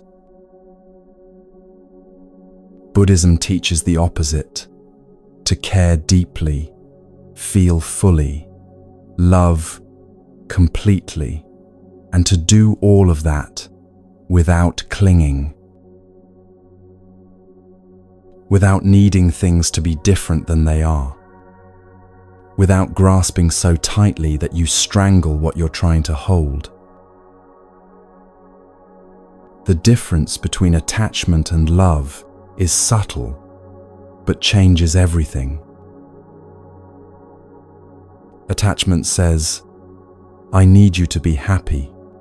I need this situation to work out. I need things to go the way I planned, or I'll fall apart. Attachment is love, mixed with fear, need, the belief that your well-being depends entirely on things staying a certain way. Love without attachment says, I care about you deeply. I want good things for you. And if circumstances change, if you leave, if this ends, I'll grieve, but I won't be destroyed. It's the difference between holding water in your cupped hands and trying to grip it in your fist. When you cup your hands gently, the water stays. When you grip tightly, trying to possess it, to make sure it can't escape, it runs through your fingers and you lose it. Most people spend their lives gripping relationships, trying to control how others feel about them, gripping outcomes, needing things to happen exactly as planned, gripping identities, clinging to ideas about who they are, and defending those ideas against any threat. And the gripping itself creates the suffering they're trying to avoid. There's a Zen story that captures this perfectly, though it's often misunderstood. It's about a monk named Ikkyu, who lived in 15th century Japan and was known for his unconventional wisdom. Ikkyu's mother lived far away in a different province. They rarely saw each other, separated by distance and the requirements of monastic life. But she thought of him constantly, held him in her heart, worried about him the way mothers do. One day she sent him a letter.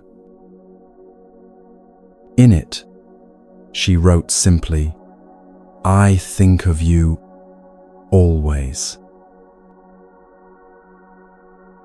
It was tender, honest, the kind of thing any mother might write to a son she misses.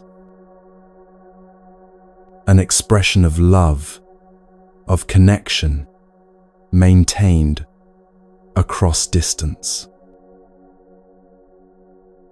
Ikkyu's response shocked everyone who heard about it.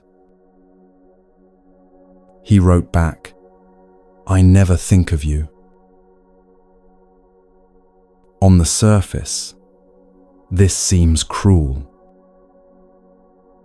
heartless, the kind of thing an enlightened master might say if enlightenment meant having your heart surgically removed.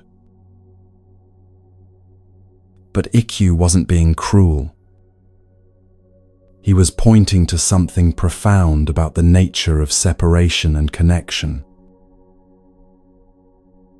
When his mother said, "I think of you always," she was describing a particular kind of thinking, the thinking that reinforces separation.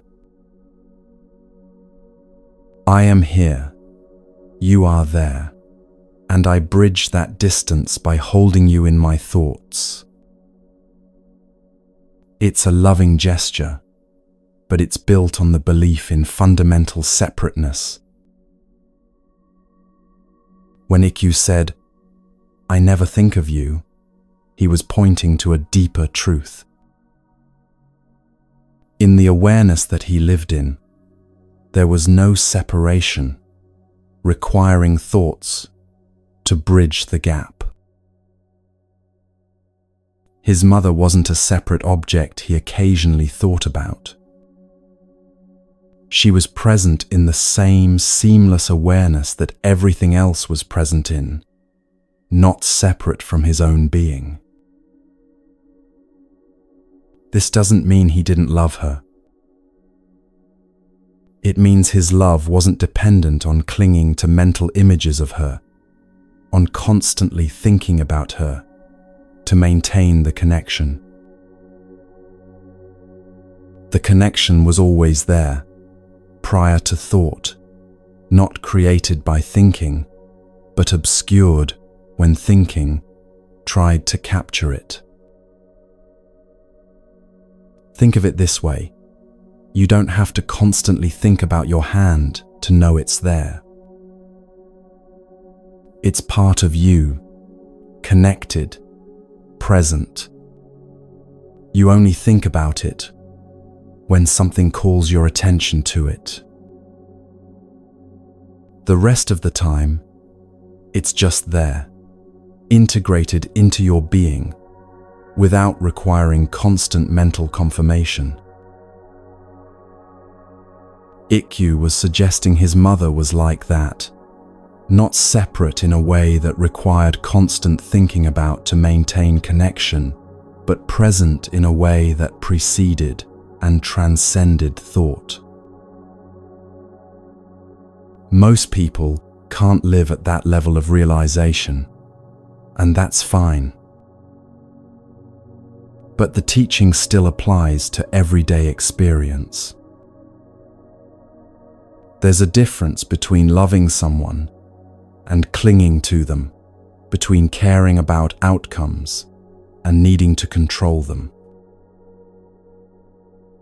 Attachment says, "I need you to stay exactly as you are, need this relationship to last forever, need you to never change or leave or die because I can't survive without you." Love says, "I cherish you now, in this moment, exactly as you are. I know everything changes, know this will end someday, and still, I give my full heart to it while it's here." You can see this in how people relate to almost anything. Take a job you love. Attachment says, "I need this job to last forever. If I lose it, my identity collapses. I'll do anything to keep it, even if the cost becomes too high." Non-attachment says, "I'm grateful for this work while I have it. I'll do it fully, care about it deeply. And when circumstances change, as they will, I'll grieve the loss and move forward." The same applies to relationships, to health, to any circumstance in your life. You can care without clinging.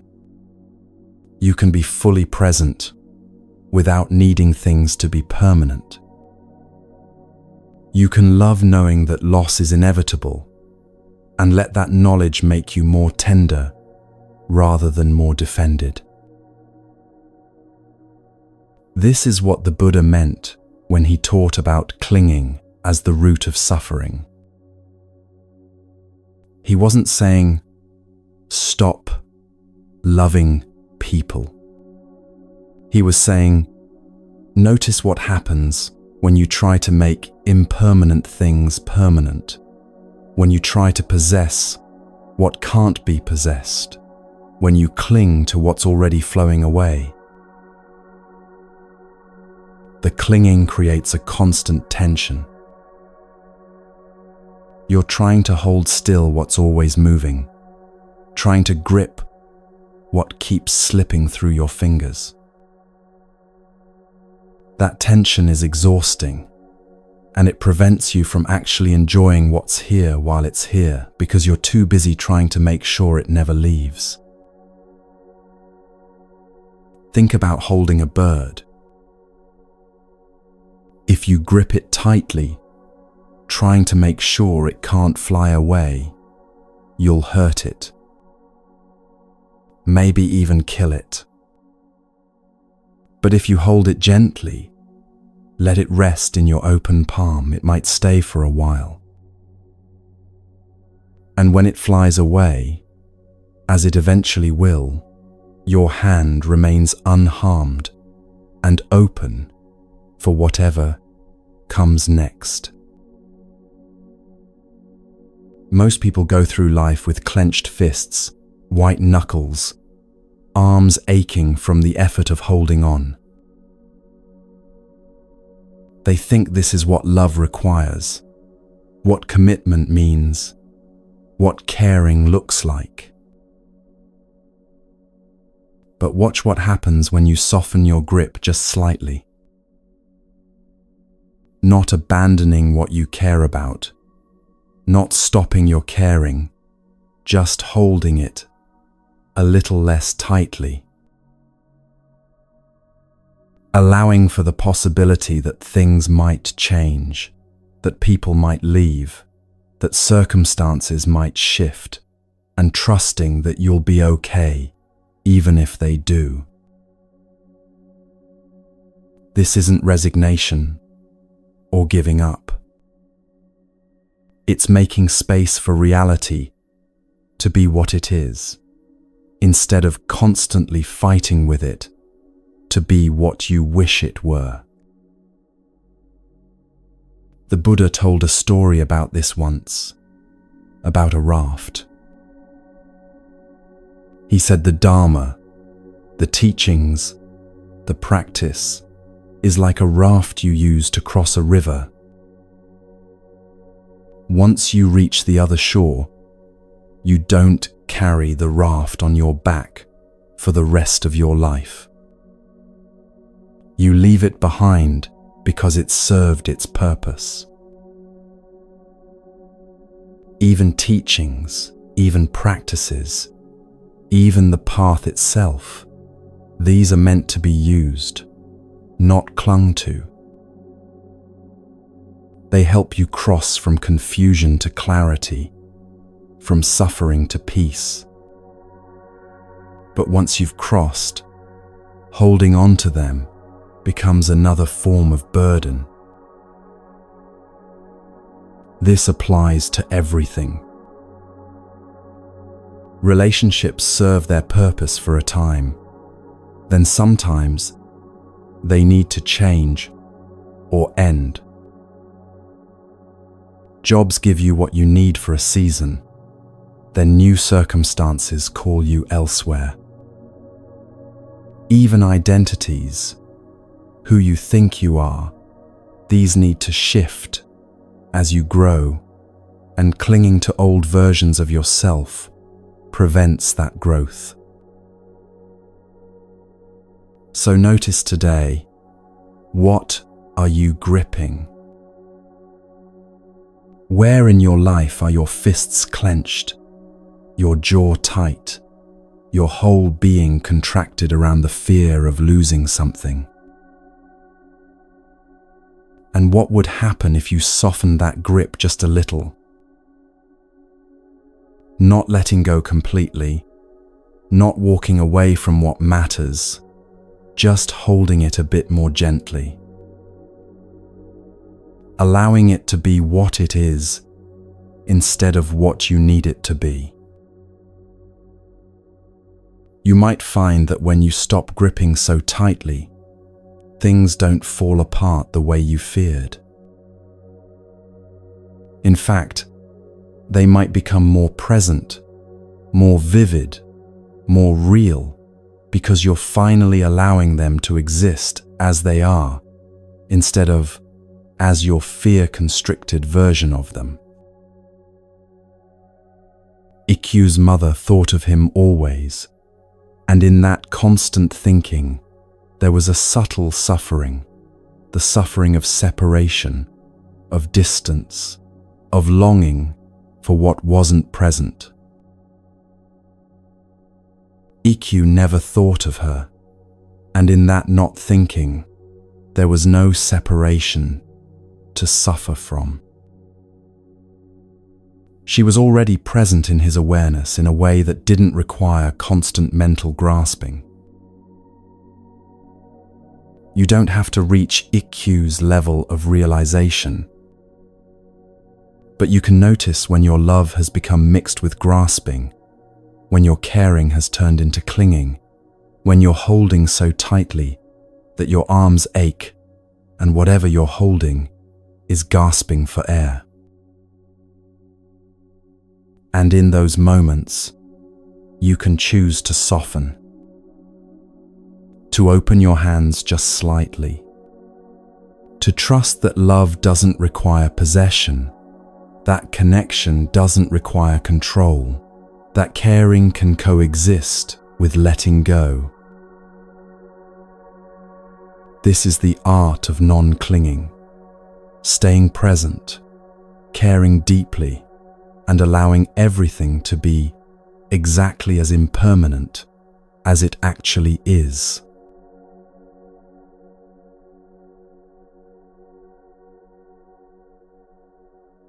So many people carry a story about themselves that goes something like this: I'm damaged. Something broke in me along the way, and now I'm fundamentally flawed. Too much for some people, not enough for others, never quite right. This story runs deep. It colors how you see yourself, how you move through the world, what you believe you deserve. It whispers that other people are whole and you're the broken one, that everyone else got the manual for being human and yours was lost in the mail. And here's what makes it so painful. You believe it. Not as a thought you occasionally have, but as the truth of who you are. The brokenness feels like fact, not story, like something diagnosed rather than something narrated. Maybe it started with something real: trauma, loss, rejection, moments when you genuinely were hurt, and the hurt left marks. Pain happened, no question about that. But somewhere along the way, the experience of pain transformed into an identity: I am broken. And once that identity forms, everything becomes evidence for it. Someone treats you poorly? Must be because you're damaged, and they could sense it. A relationship ends? Obviously, because there's something fundamentally wrong with you. You struggle with something others seem to handle easily? More proof that you're irreparably flawed.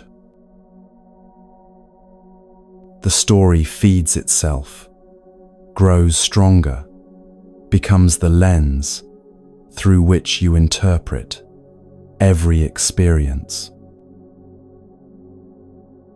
And the weight of carrying it exhausts you. You walk through life feeling like you're hiding a terrible secret from everyone you meet, the secret of your brokenness, the flaw you're sure they'll eventually discover. If any of this resonates, first, you're not alone. This story is almost universal. And second, the Buddha had something important to say about it. There's a story from the earliest Buddhist texts about a woman named Kisa Gautami. She lived in a small village and was married young, as was common. For a long time she couldn't have children, and in that culture, at that time, this brought her shame and diminished her standing. Finally, she gave birth to a son. Everything changed.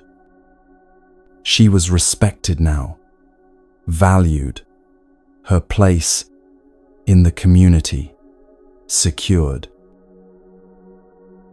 She poured all her love into this child, all her hope for the future, all her sense of worth. When the boy was old enough to walk and play, he became sick suddenly. In a matter of days, he died. Kisa Gautami couldn't accept it. She held her son's body, convinced he wasn't really dead, just sleeping, just sick, needing the right medicine. She walked through the village carrying him, going door to door, begging for medicine that could bring him back. People told her gently, then firmly, "Your son is dead. There is no medicine. You need to let him go." But she couldn't hear them. Her mind had broken in a different way, broken open into a reality it couldn't accept, so it simply refused to accept it. Someone finally suggested she go see the Buddha, who was teaching nearby. They said, if anyone has medicine for death, it would be him. She went, carrying her son, and stood before the Buddha. "Please," she said, "give me the medicine that will bring my son back to life." The Buddha looked at her with immense compassion. He didn't say what everyone else had said. He didn't tell her the child was dead or that she needed to accept it. Instead, he said, "I can help you, but first, I need you to bring me a mustard seed." She felt hope surge through her. A mustard seed, such a simple thing, easy to find.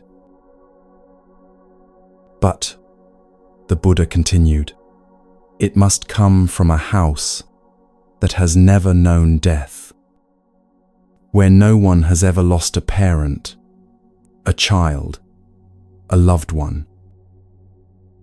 Bring me this seed, and I will give you what you need. Kisa Gautami set out immediately, still carrying her son. She went to the first house and knocked. "Do you have a mustard seed?"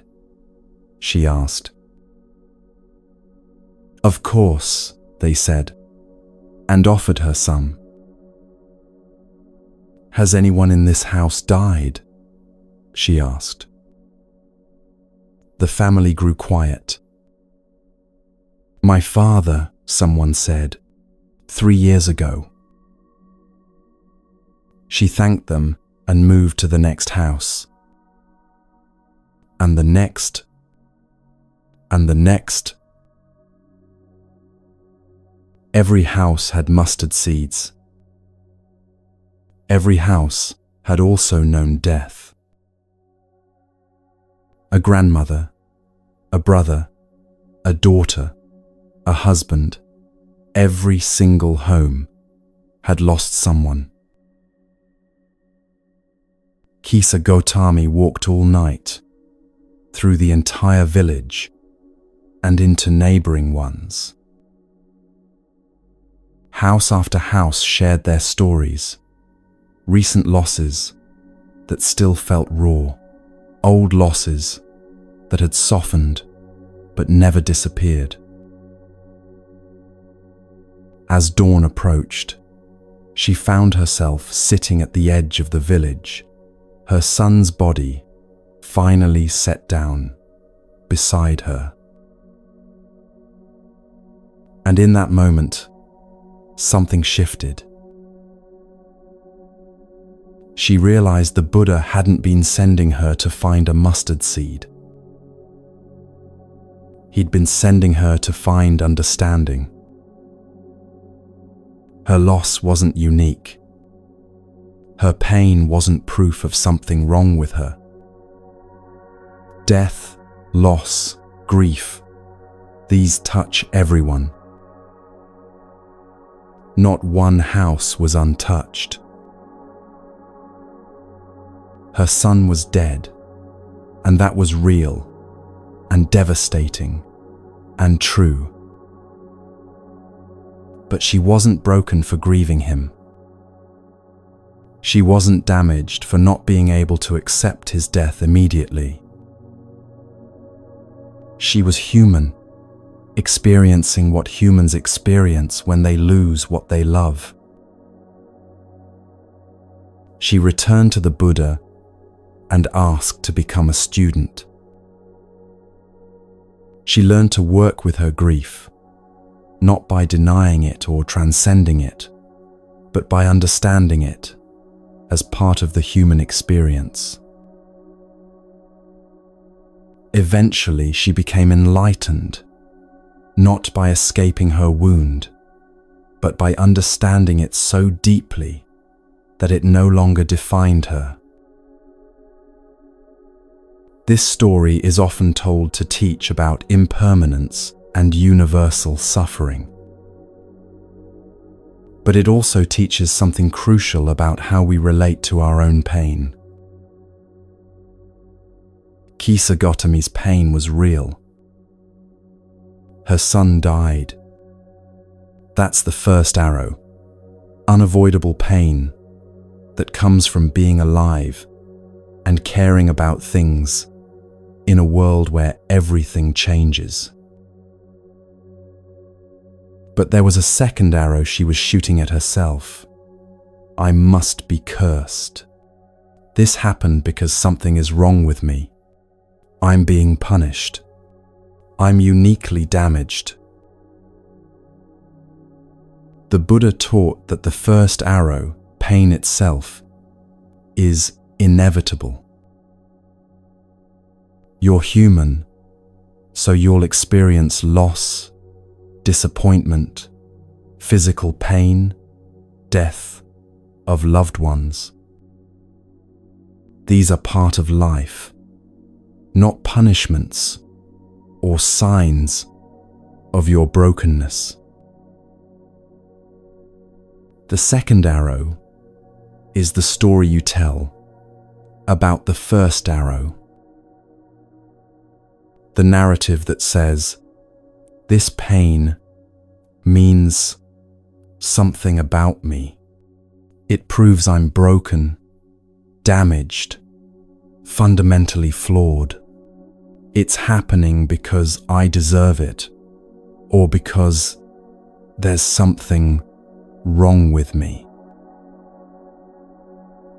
That second arrow, the story, often hurts more than the original pain. It takes a moment of hurt and turns it into a permanent statement about your worth, your nature, your fundamental adequacy as a human being. Someone rejects you. That's painful.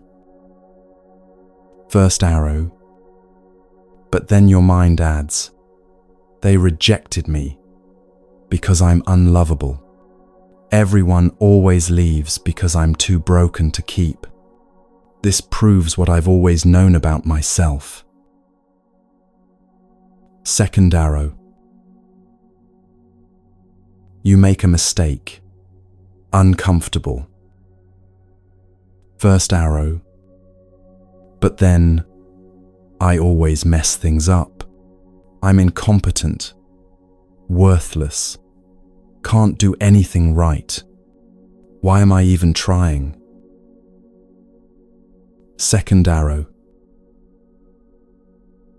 The first arrow is life happening.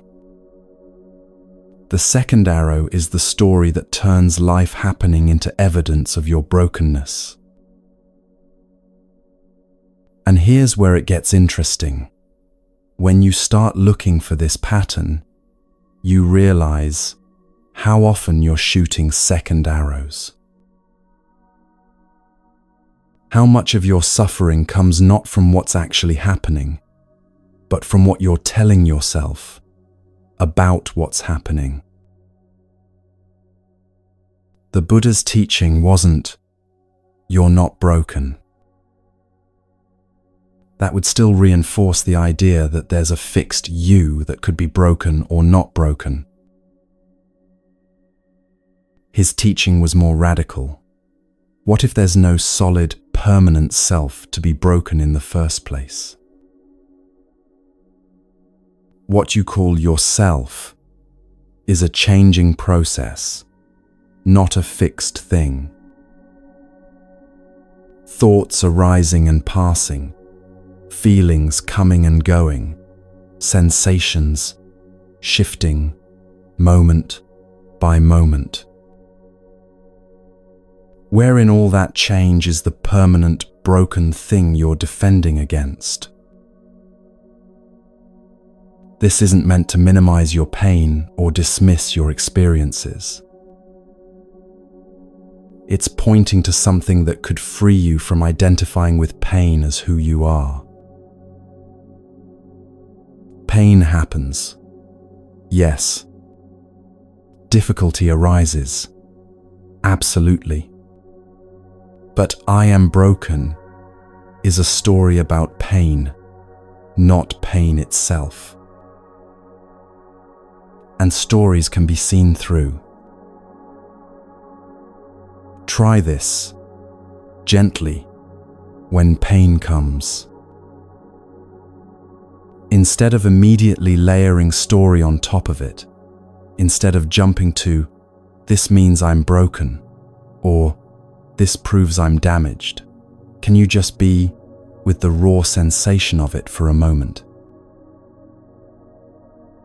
Not, "I am hurt." Not, "I am broken." Just, "This is what pain feels like." There's a difference. "I am hurt" makes the hurt into your identity. "This is what pain feels like" makes it an experience you're having, not who you are. "I am broken" becomes a permanent state, something wrong with your fundamental nature. "This is what grief feels like," or "This is what disappointment feels like." These are temporary experiences moving through, not definitions of your being. This is advanced practice, so be patient with yourself. The habit of turning pain into identity is deep, often decades old. You won't undo it in a day or a week. but you can start to notice it. Notice when you move from "this hurts" to "I am broken." Notice when you move from "this is difficult" to "there's something wrong with me." Just notice, without judgment, the way the mind adds that second layer. And sometimes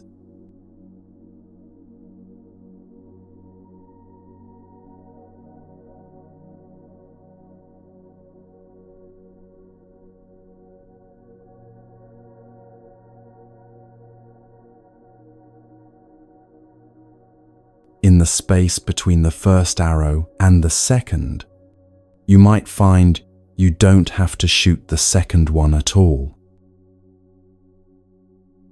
You can just be with what's actually here: pain, difficulty, loss, without making it mean you're fundamentally damaged.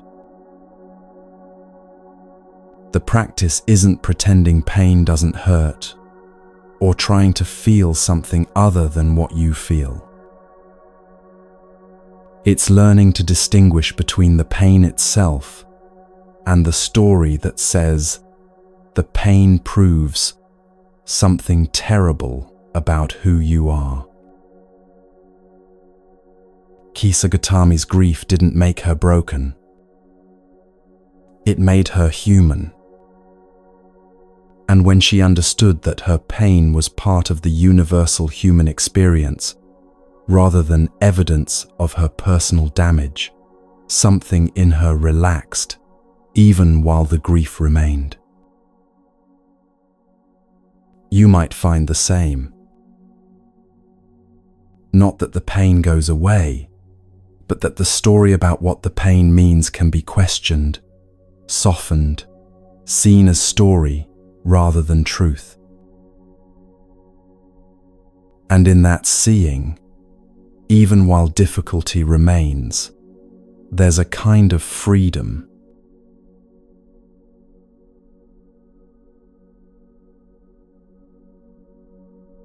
We've covered a lot. If your mind is tired, that's okay. Some of what we're exploring can't be understood all at once. It seeps in slowly, works on you in ways that aren't immediately obvious. You might not remember every story or teaching, and that's fine. What matters is if something landed, if something resonated, if anything felt true in your direct experience. If you're still here after almost 90 minutes, you're doing something brave. Not everyone can sit with this kind of material, with teachings that ask you to question stories you've believed for years. Take a breath. Let your body settle into whatever it's resting on. Release your shoulders. Unclench your jaw. If it's tight, let your hands rest open rather than gripped. We're moving into something important now. What to do with all the noise in the mind, the constant chatter that makes peace feel impossible. But first, just this breath. Just this moment of being here, having listened, having stayed present, even when it was difficult.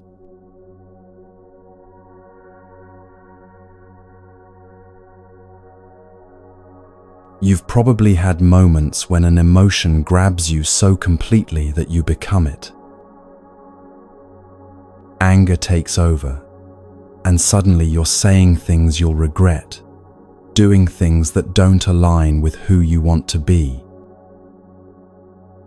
Anxiety floods in, and your whole body contracts.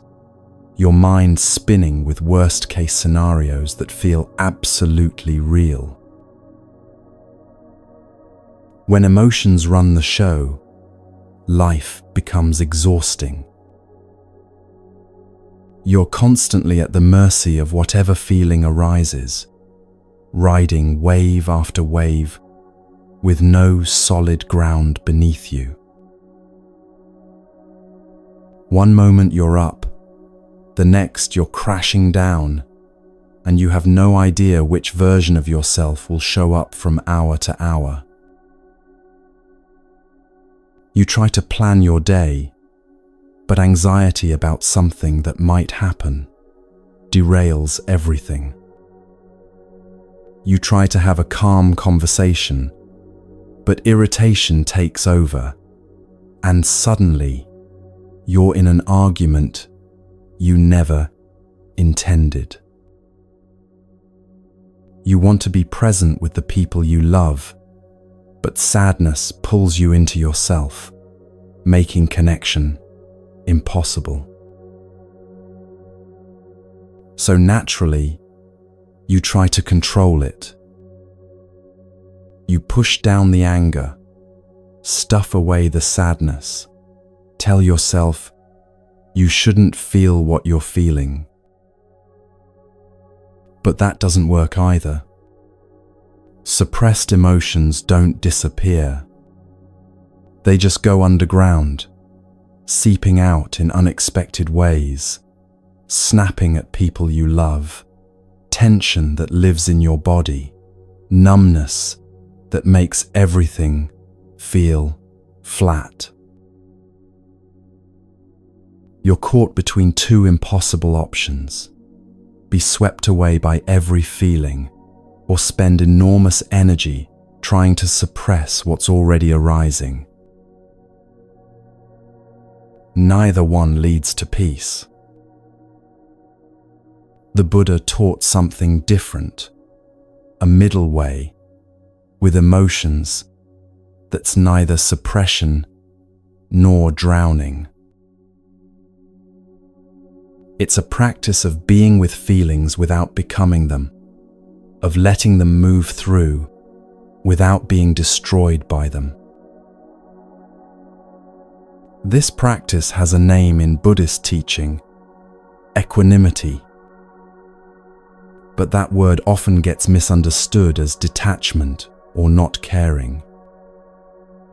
Real equanimity isn't coldness.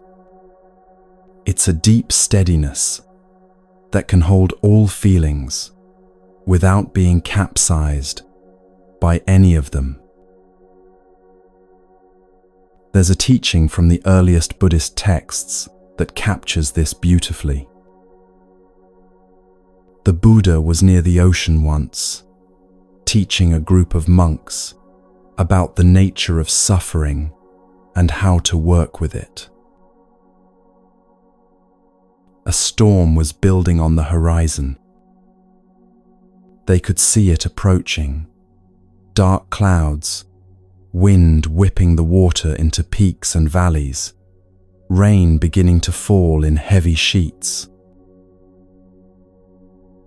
The surface of the ocean became violent, chaotic, waves crashing against each other with tremendous force. The Buddha pointed to the churning water and asked the monks, "What do you see?" "Turbulence," one said. "Chaos," said another. "Violence," offered a third. The Buddha nodded. Yes, at the surface this is true. The storm has transformed the ocean into something wild and dangerous. A small boat caught in this would be destroyed. They all agreed, watching the waves grow larger, more unpredictable. Then the Buddha said something unexpected. But dive beneath the surface, down past where the wind reaches, And what do you find? The monks considered this. Some had been fishermen before becoming monks, had dived deep into the ocean, searching for pearls or coral. They knew what he was pointing to. Stillness, one finally said. Yes, the Buddha replied. 10 feet below the surface, the water is already calmer. 20 feet down, you can barely feel the storm. 30 feet, 40 feet, the deeper you go, the more still the water becomes. At the ocean floor, there is no storm at all. Just depth, just silence, just the unchanging quality of water being water. He let this image settle in their minds before continuing. Your mind is the same, he said. At the surface, emotions arise like waves, sometimes gentle, sometimes violent. Anger, fear, joy, grief, all of them moving across the surface of your awareness, like weather moving across the ocean. If you identify completely with the surface, you are tossed around endlessly. Every wave feels like it will drown you. Every storm feels like the end of the world. The monks nodded, recognizing their own experience in his words. But, the Buddha continued, if you learn to rest in the depth, if you discover the part of you that's like the ocean floor, unchanging beneath all the surface turbulence, then the storms can rage and you remain steady. Not because you've stopped the storm, not because you've suppressed the waves, but because you've found where you actually are beneath all of it. One of the monks asked, "But Master, how do we find this depth? The storm is so loud, so overwhelming. How do we dive below it when it's pulling us in every direction?" The Buddha smiled. You don't fight the storm to find the depth. You simply notice, even now, even in the middle of the strongest emotion, there is something in you that's aware of the emotion. That awareness is the depth. It's always there, always steady, never disturbed by what it's aware of. He pointed back to the ocean. The water at the surface and the water at the depth, they're the same water. The storm doesn't make them different substances. The surface is just temporary movement in something much vaster and deeper. Your emotions are the same. They're temporary movements on the surface of your awareness. They're not separate from you, but they're also not all of you. You are the depth that holds them. This teaching points to something you can verify in your own experience. When anger arises, notice there's the anger itself, hot, tight, demanding, and there's the awareness that knows anger is present. Those are two different things. The anger is the wave. The awareness is the depth. Equanimity isn't about stopping the waves or pretending they're not there. It's about learning to rest in the depth even while the waves move across the surface. It's discovering that you're not the storm. You're the vast space the storm moves through.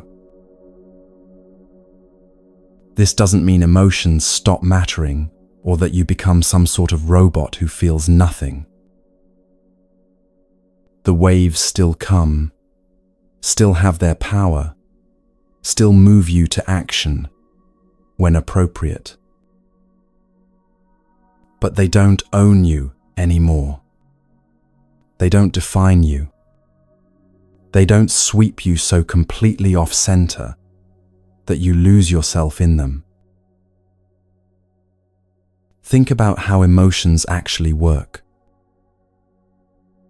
They arise, often without your permission or control. They build to a peak. They pass. This is true for every single emotion, even the ones that feel permanent when you're in them. Anger rises, burns hot, then fades. Anxiety spikes, grips you, then releases. Even grief, which can last longer than other emotions, comes in waves, intense for a while, then softer, then intense again. Nothing stays at peak intensity forever, because feelings are processes, not permanent states. The Buddha taught this as a fundamental principle. Everything that arises passes away. Not as philosophy, but as something you can observe directly. Watch any emotion closely, and you'll see it's not solid or unchanging. It pulses, shifts, transforms from moment to moment. Even the hardest feeling has a beginning, a middle, and an end. The problem is that when you're identified with the feeling, when you believe, "I am angry," rather than "anger is present," you can't see it clearly.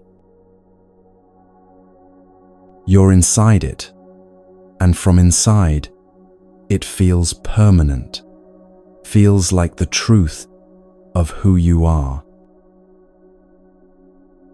But if you can find even a small bit of space, if you can rest in the depth for just a moment, you start to see the feeling as weather moving through rather than reality itself.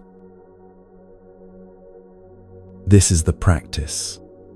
Next time a strong emotion arises, try something different. Instead of immediately acting on it or trying to push it away, pause. Take one breath and say internally, "This is anger," or "This is fear," or whatever the feeling is. Not "I am angry," not "I am afraid." Just, "This is anger. Anger feels like this." It's a subtle shift, but it creates space. "I am angry" collapses you into the emotion. You become it completely. "This is anger" acknowledges the emotion while maintaining some separation between the awareness that notices and the emotion being noticed. You're not denying the anger or pretending it's not strong. You're just being accurate about what's happening. Anger is arising in your experience right now. You're the space it's arising in, not the anger itself. Try it with physical sensations too. My chest is tight. My jaw is clenched. There's heat in my face. Describing what's happening, instead of collapsing into it, gives your nervous system something to work with, besides pure reaction. The more you practice this, the more you'll notice something remarkable. You can feel intensely and be steady at the same time. The emotion can rage at the surface, while the depth remains undisturbed. Both are true simultaneously. You don't have to choose between feeling fully and staying centered. You're not the storm. You're not the waves crashing on the surface. You're the ocean itself, vast enough to hold all weather, deep enough that no storm reaches all the way through you. This doesn't happen instantly. Your mind has decades of practice being the storm, identifying completely with every emotion that arises. Learning to rest in the depth takes time, repetition, patience with yourself when you forget and get swept away again. But even knowing this is possible changes something. Even one moment of noticing anger is present instead of I am angry plants a seed. That seed can grow into the capacity to meet your own emotional life with steadiness instead of fear, with space instead of contraction. The storm at the surface is real. The depth beneath it is also real. Both exist simultaneously. You don't have to choose between feeling and stability. You can be both the movement and the stillness, the wave and the depth, fully feeling and fully free at the same time.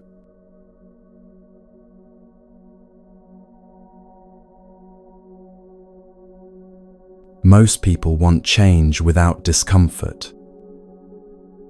They want to grow, heal, become free, but they want it to happen easily, painlessly, while staying exactly where they are. Real change rarely works that way. Not because suffering is required for growth, but because transformation means doing something different than what you've been doing, and different almost always feels uncomfortable at first. You've been practicing certain patterns for years, maybe decades. Patterns of thought, reaction, behavior that have worn grooves in your mind, like water wearing grooves in stone. Those grooves are comfortable now, familiar. Walking a new path means stepping out of them, and that initial step feels awkward, uncertain, like you're doing it wrong even when you're doing it right. So most people take 1 or 2 steps, feel the discomfort, and retreat back to what's familiar. This doesn't feel natural, they think. maybe this isn't right for me. They mistake the discomfort of newness for evidence that change isn't working. But here's what the Buddha understood. There's a difference between pain that breaks you and pain that breaks you open. Pain that breaks you is unnecessary suffering, pushing yourself past healthy limits, forcing growth through violence, punishing yourself for being imperfect. Buddhism doesn't teach this. The Buddha explicitly rejected extreme asceticism, the practice of torturing the body to achieve spiritual advancement. Pain that breaks you open is different. It's the discomfort of stretching beyond old limits, of sitting with difficult feelings instead of running, of choosing the harder, right thing over the easier, wrong thing. This kind of discomfort doesn't destroy you. It reveals what's been hidden, clears what's been blocking you, opens space for something new to emerge. There's a story from Tibet that illustrates this perfectly. It's about a man named Milarepa, who would become one of the greatest yogis in Tibetan Buddhist history. But before that, he was just a desperate young man seeking redemption.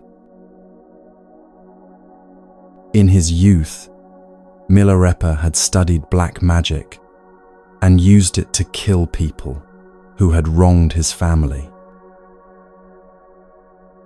He murdered through sorcery, and when he realized what he'd done, the weight of it crushed him. He went searching for a teacher who could help him purify this karma, show him a path to liberation, despite what he'd done. He found Marpa, a master known for his wisdom and his unconventional teaching methods. Milarepa prostrated himself before Marpa and begged to be taught. Marpa looked at him for a long moment, then said, "If you want to learn from me, first you must build me a tower." Milarepa agreed immediately, grateful for the chance.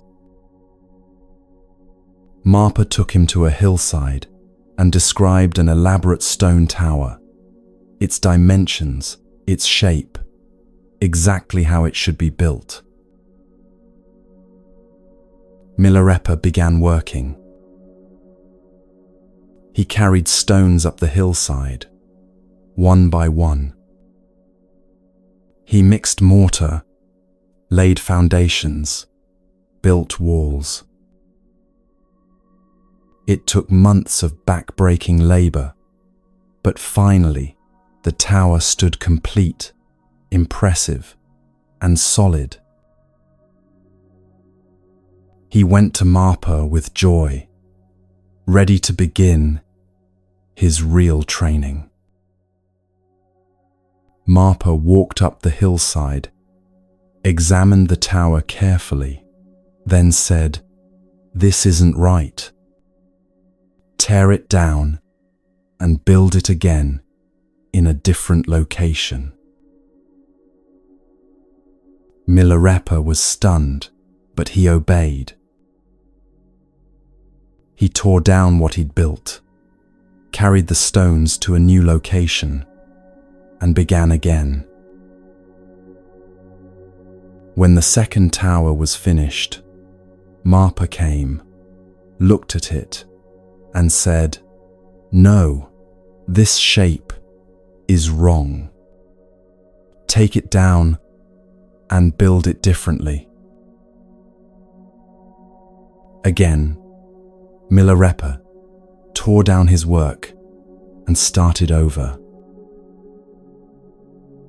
This happened again, and again, and again.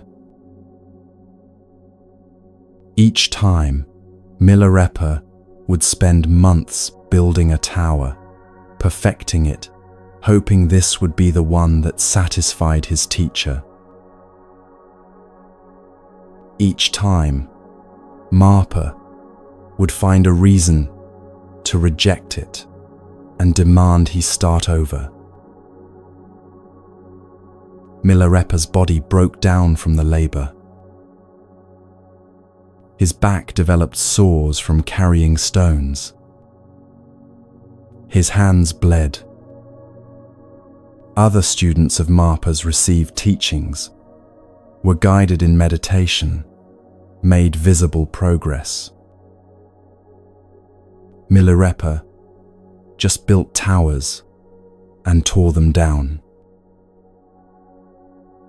He began to despair, to think Marpa was punishing him rather than teaching him, that perhaps his karma was too heavy to purify and he should give up.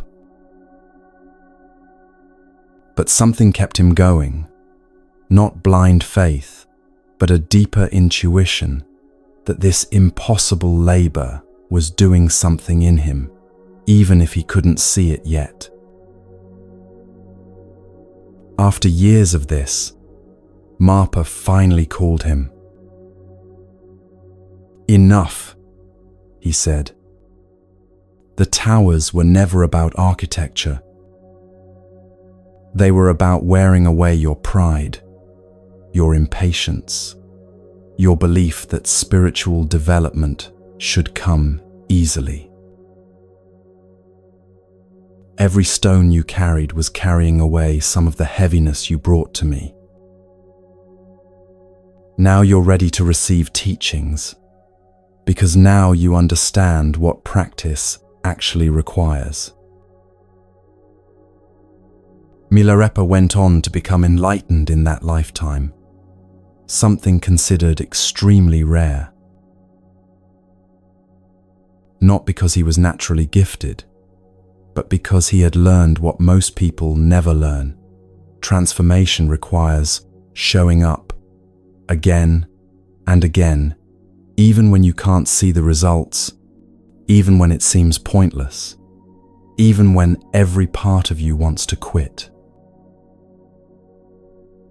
The Buddha learned this same lesson through different means. Before his awakening, he tried extreme asceticism. He ate almost nothing, tortured his body, pushed himself to the edge of death, believing that suffering would break through to enlightenment. It didn't work. It just made him weak, unable to practice effectively, no closer to understanding. So he abandoned that path and tried the opposite: indulgence, ease, comfort. This also didn't lead to freedom. Comfort kept him stagnant, comfortable in his confusion. Finally, he found what he called the middle way, steady, patient effort that doesn't destroy you, but also doesn't let you hide in comfort. Not too tight, not too loose, like tuning the string of an instrument to the exact tension that makes beautiful music. Too tight, and the string breaks. That's pushing yourself into burnout, exhaustion, self-destruction in the name of growth. Too loose, and the string produces no sound. That's staying comfortable, avoiding anything difficult, never actually changing. The right tension allows music to emerge. The right effort allows transformation without destruction. This means something practical for your life. Real change comes from showing up consistently, not from dramatic gestures or perfect execution. It's the daily practice that transforms you, not the occasional breakthrough moment. Think about Milarepa carrying stones up a hillside. Each individual stone didn't create enlightenment, but the accumulation of thousands of stones, carried over years, wore away what needed to be worn away and built what needed to be built. Your practice is the same. One day of noticing your patterns doesn't free you from them, but years of noticing, day after day, gradually loosens their grip until one day you realize you're no longer caught the way you used to be. One moment of staying with discomfort instead of numbing doesn't heal all your wounds. But consistent practice of staying present with what's difficult builds your capacity until things that once overwhelmed you become manageable. So what's one thing you could do each day that your future self would thank you for? Not 10 things. Not a complete life overhaul. Just one thing, small enough that you can actually do it, significant enough that doing it matters. Maybe it's 5 minutes of sitting quietly before the day begins, just breathing, just being present with whatever arises. Maybe it's 1 moment each day of pausing before reacting, creating space between stimulus and response. Maybe it's noticing 1 time each day when you're about to abandon yourself to please someone else and choosing differently. It doesn't have to be big. In fact, it probably shouldn't be big, because big changes are hard to sustain, and when you can't maintain them, you use that as evidence that you're failing. Small, consistent steps create the path. Milarepa didn't build all the towers in one day. He carried 1 stone at a time, and eventually the accumulation of those single stones transformed him completely. This teaching can feel hard if you're exhausted right now. If you're already running on empty, the idea of daily practice might sound like 1 more demand, 1 more thing you're failing at. If that's where you are, know this: even listening to this is practice. Even considering these ideas is effort. You don't have to implement everything perfectly or start a rigorous practice tomorrow.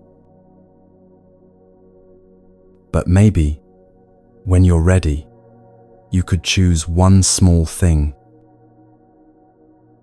1 moment each day, where you practice being different than you've been. Not perfect, just different. Not everything at once, just this 1 thing. And then show up for it tomorrow. And the day after. Not because you're trying to become someone better or more worthy, but because you're learning what Milarepa learned. that showing up repeatedly with patient effort creates transformation that dramatic gestures never could. The path isn't walked in giant leaps. It's walked one step at a time, one stone carried at a time, one breath at a time. And those small steps, accumulated over days and months and years, take you further than you can imagine from where you are right now.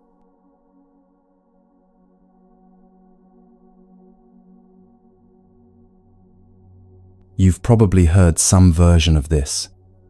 You attract what you believe you deserve. Your energy creates your reality. If you're experiencing negativity, it's because you're vibrating at a low frequency. It's everywhere now. This idea that the universe is essentially a cosmic vending machine responding to your thoughts, your beliefs, your vibrational frequency. Think positive thoughts and positive things happen. Believe you're worthy, and worthiness manifests. Visualize success, and success appears. And implicit in all of this is a darker message. If bad things are happening to you, it's your fault. You must not be believing hard enough, vibrating high enough, manifesting correctly enough. Your suffering is proof that you're doing something wrong. Buddhism says something entirely different.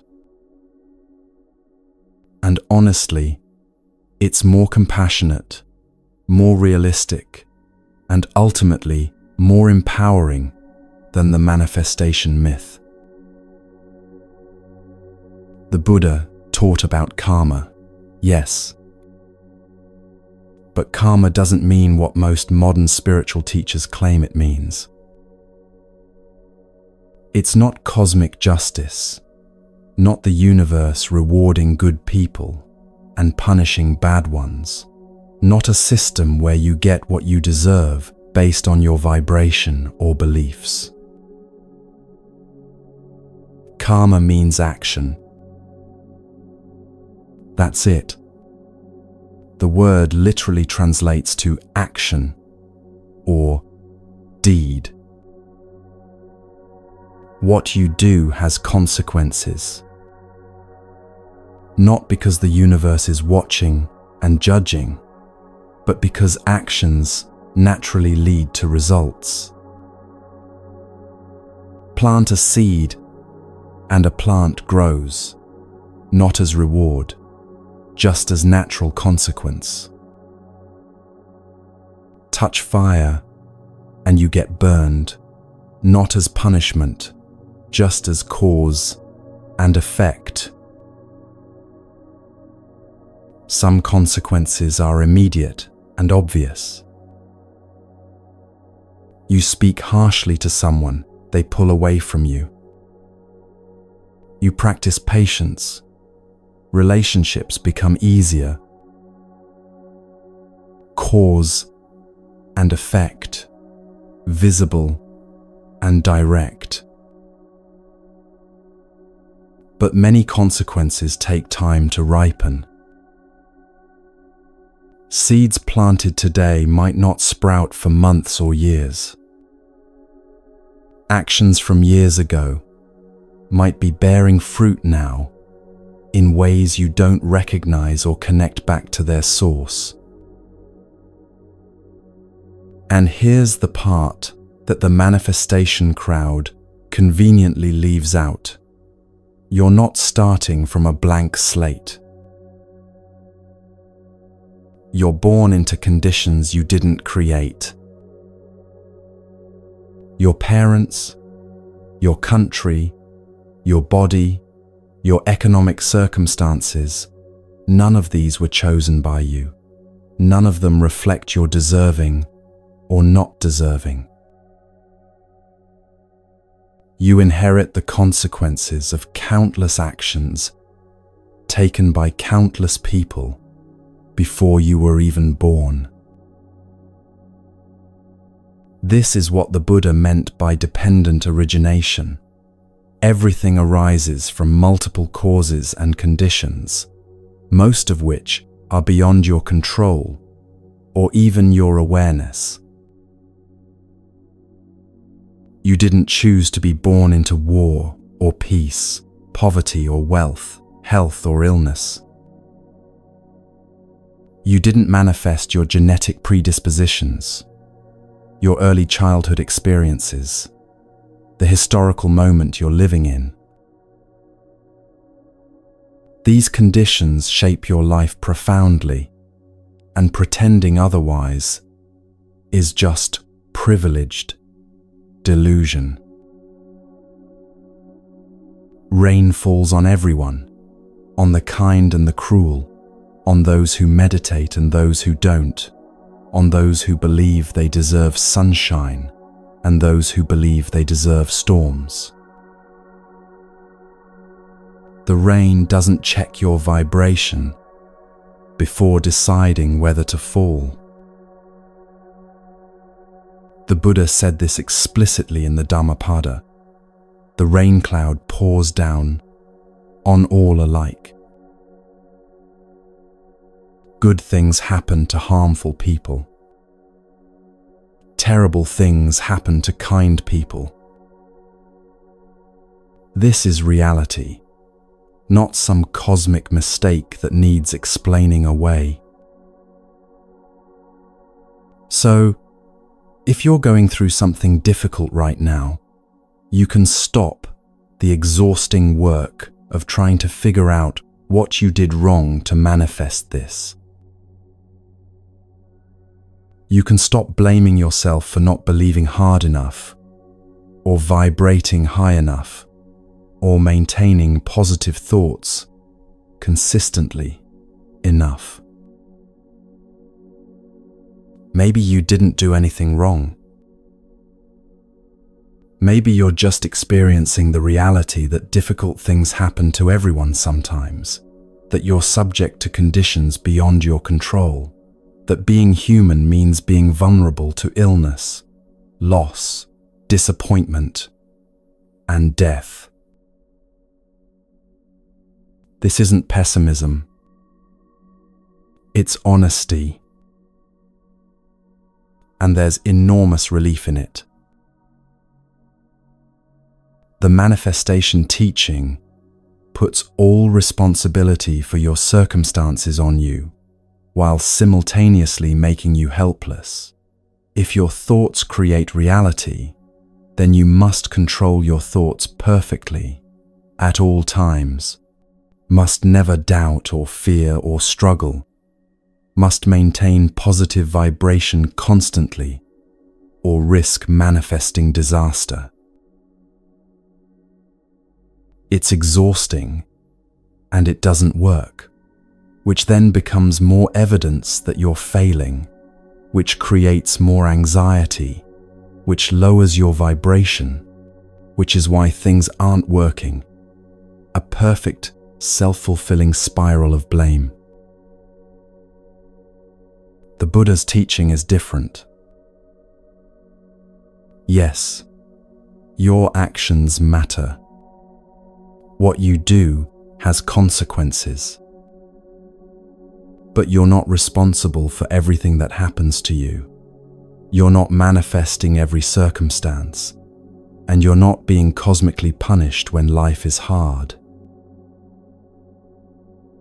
You're just living in a world where countless conditions are constantly interacting in ways far too complex for any individual to control. Here's what you can control: your actions and your responses.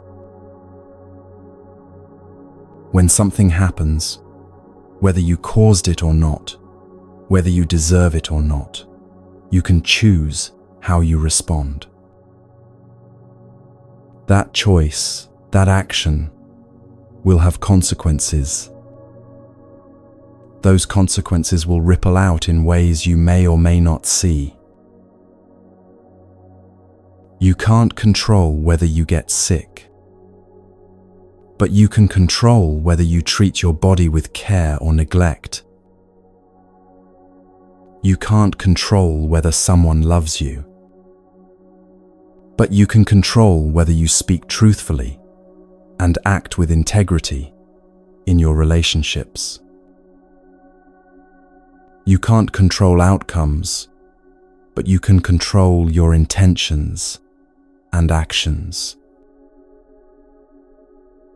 This is where real power lives, not in trying to manifest specific results through force of belief, but in taking responsibility for what's actually in your control and releasing what isn't.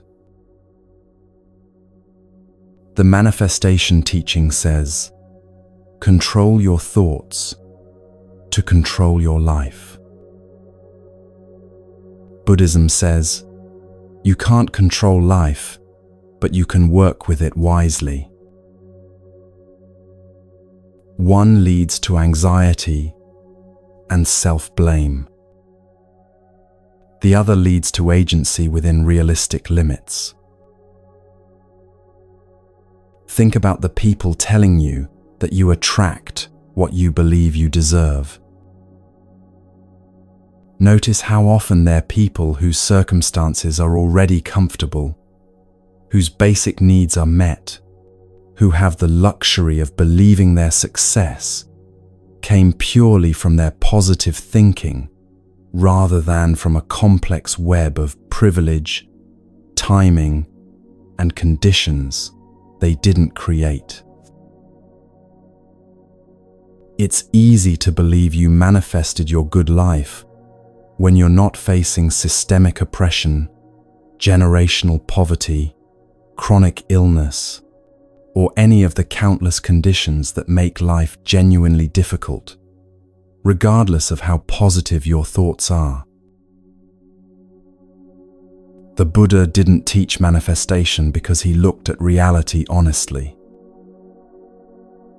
He saw that suffering touches everyone, that conditions are complex, that we don't control nearly as much as we think we do. But he also saw that within those constraints, we have genuine choices. We can't choose everything that happens to us, but we can choose how we meet it. We can't control outcomes, but we can plant seeds through our actions and trust that some of them will sprout, even if we can't predict which ones or when. This is more honest than manifestation teachings, and it's ultimately more freeing. You don't have to maintain perfect positivity or risk ruining your life. You don't have to pretend everything that happens is somehow your fault or your creation. You can acknowledge that life is complex, conditions are beyond your control, and sometimes things are just hard for reasons that have nothing to do with your worthiness or your vibrational frequency. And in acknowledging that, you can focus your actual energy on what actually matters, your actions, your responses, the choices you make in each moment about how you'll meet whatever life is presenting. That's karma, not cosmic justice, but the simple reality that what you do matters, even though it doesn't determine everything. So stop trying to manifest your way out of difficulty. Stop blaming yourself for conditions you inherited. Stop pretending you can control the universe through positive thinking. Instead, ask, Given these circumstances, how can I act with integrity? Given this difficulty, how can I respond with wisdom instead of reactivity? Given that I can't control outcomes, what seeds can I plant through my actions today? That's where your actual power lives. Not in manifestation, but in wise action within the reality you're actually in.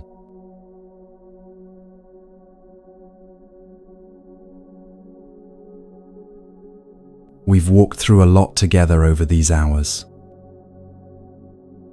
We started with that feeling of exhaustion, that sense of never being quite enough, and we've explored where that feeling actually comes from, not from your inadequacy, but from believing in a fixed self that needs defending, proving, valuing.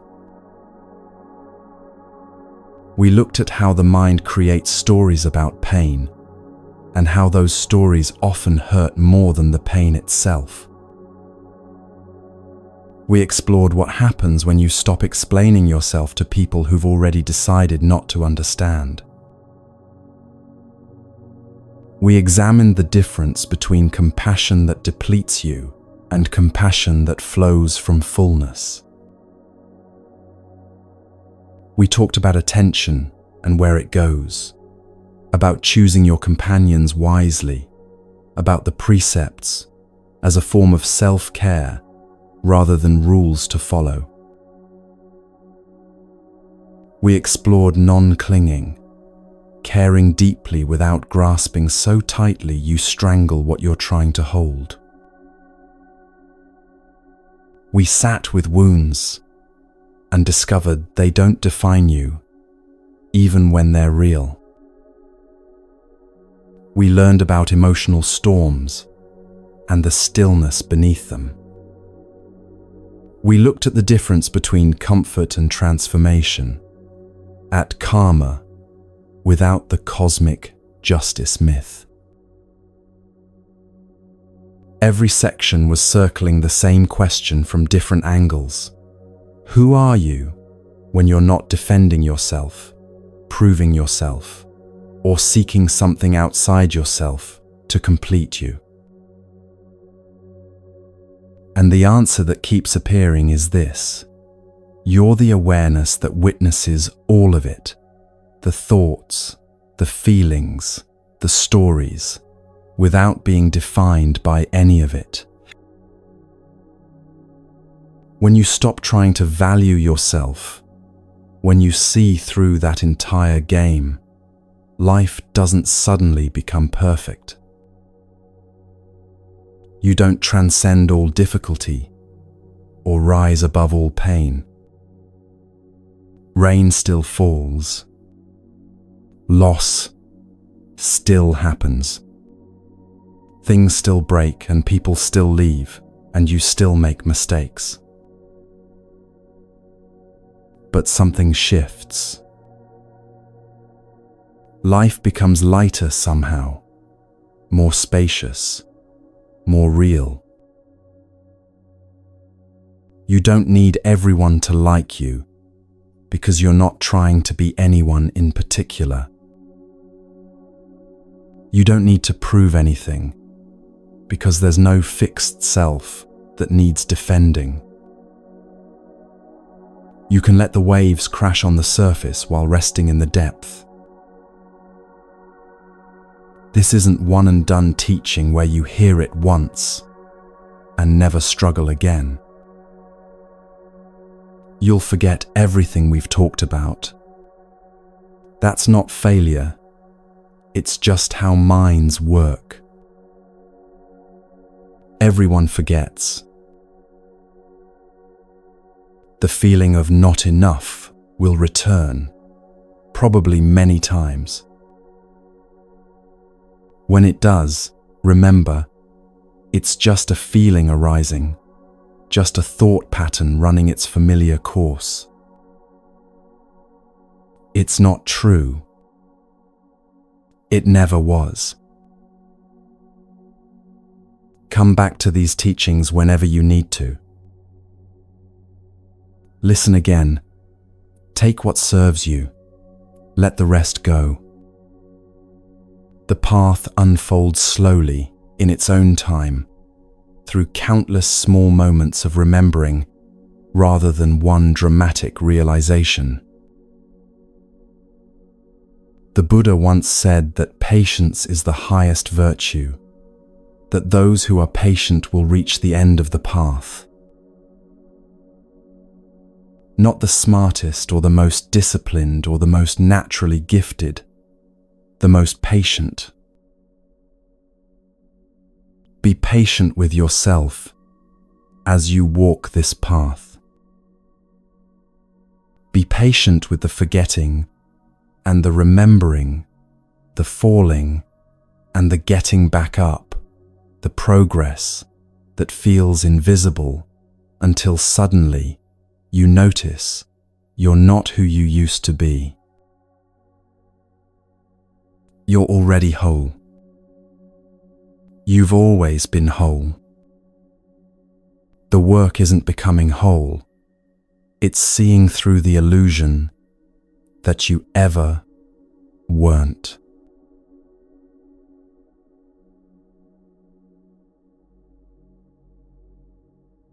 If you've stayed with this for all 3 hours, thank you. Thank you for trusting these teachings enough to sit with them, for staying present even when it was uncomfortable, for bringing your attention here instead of the 1,000 other places it could have gone.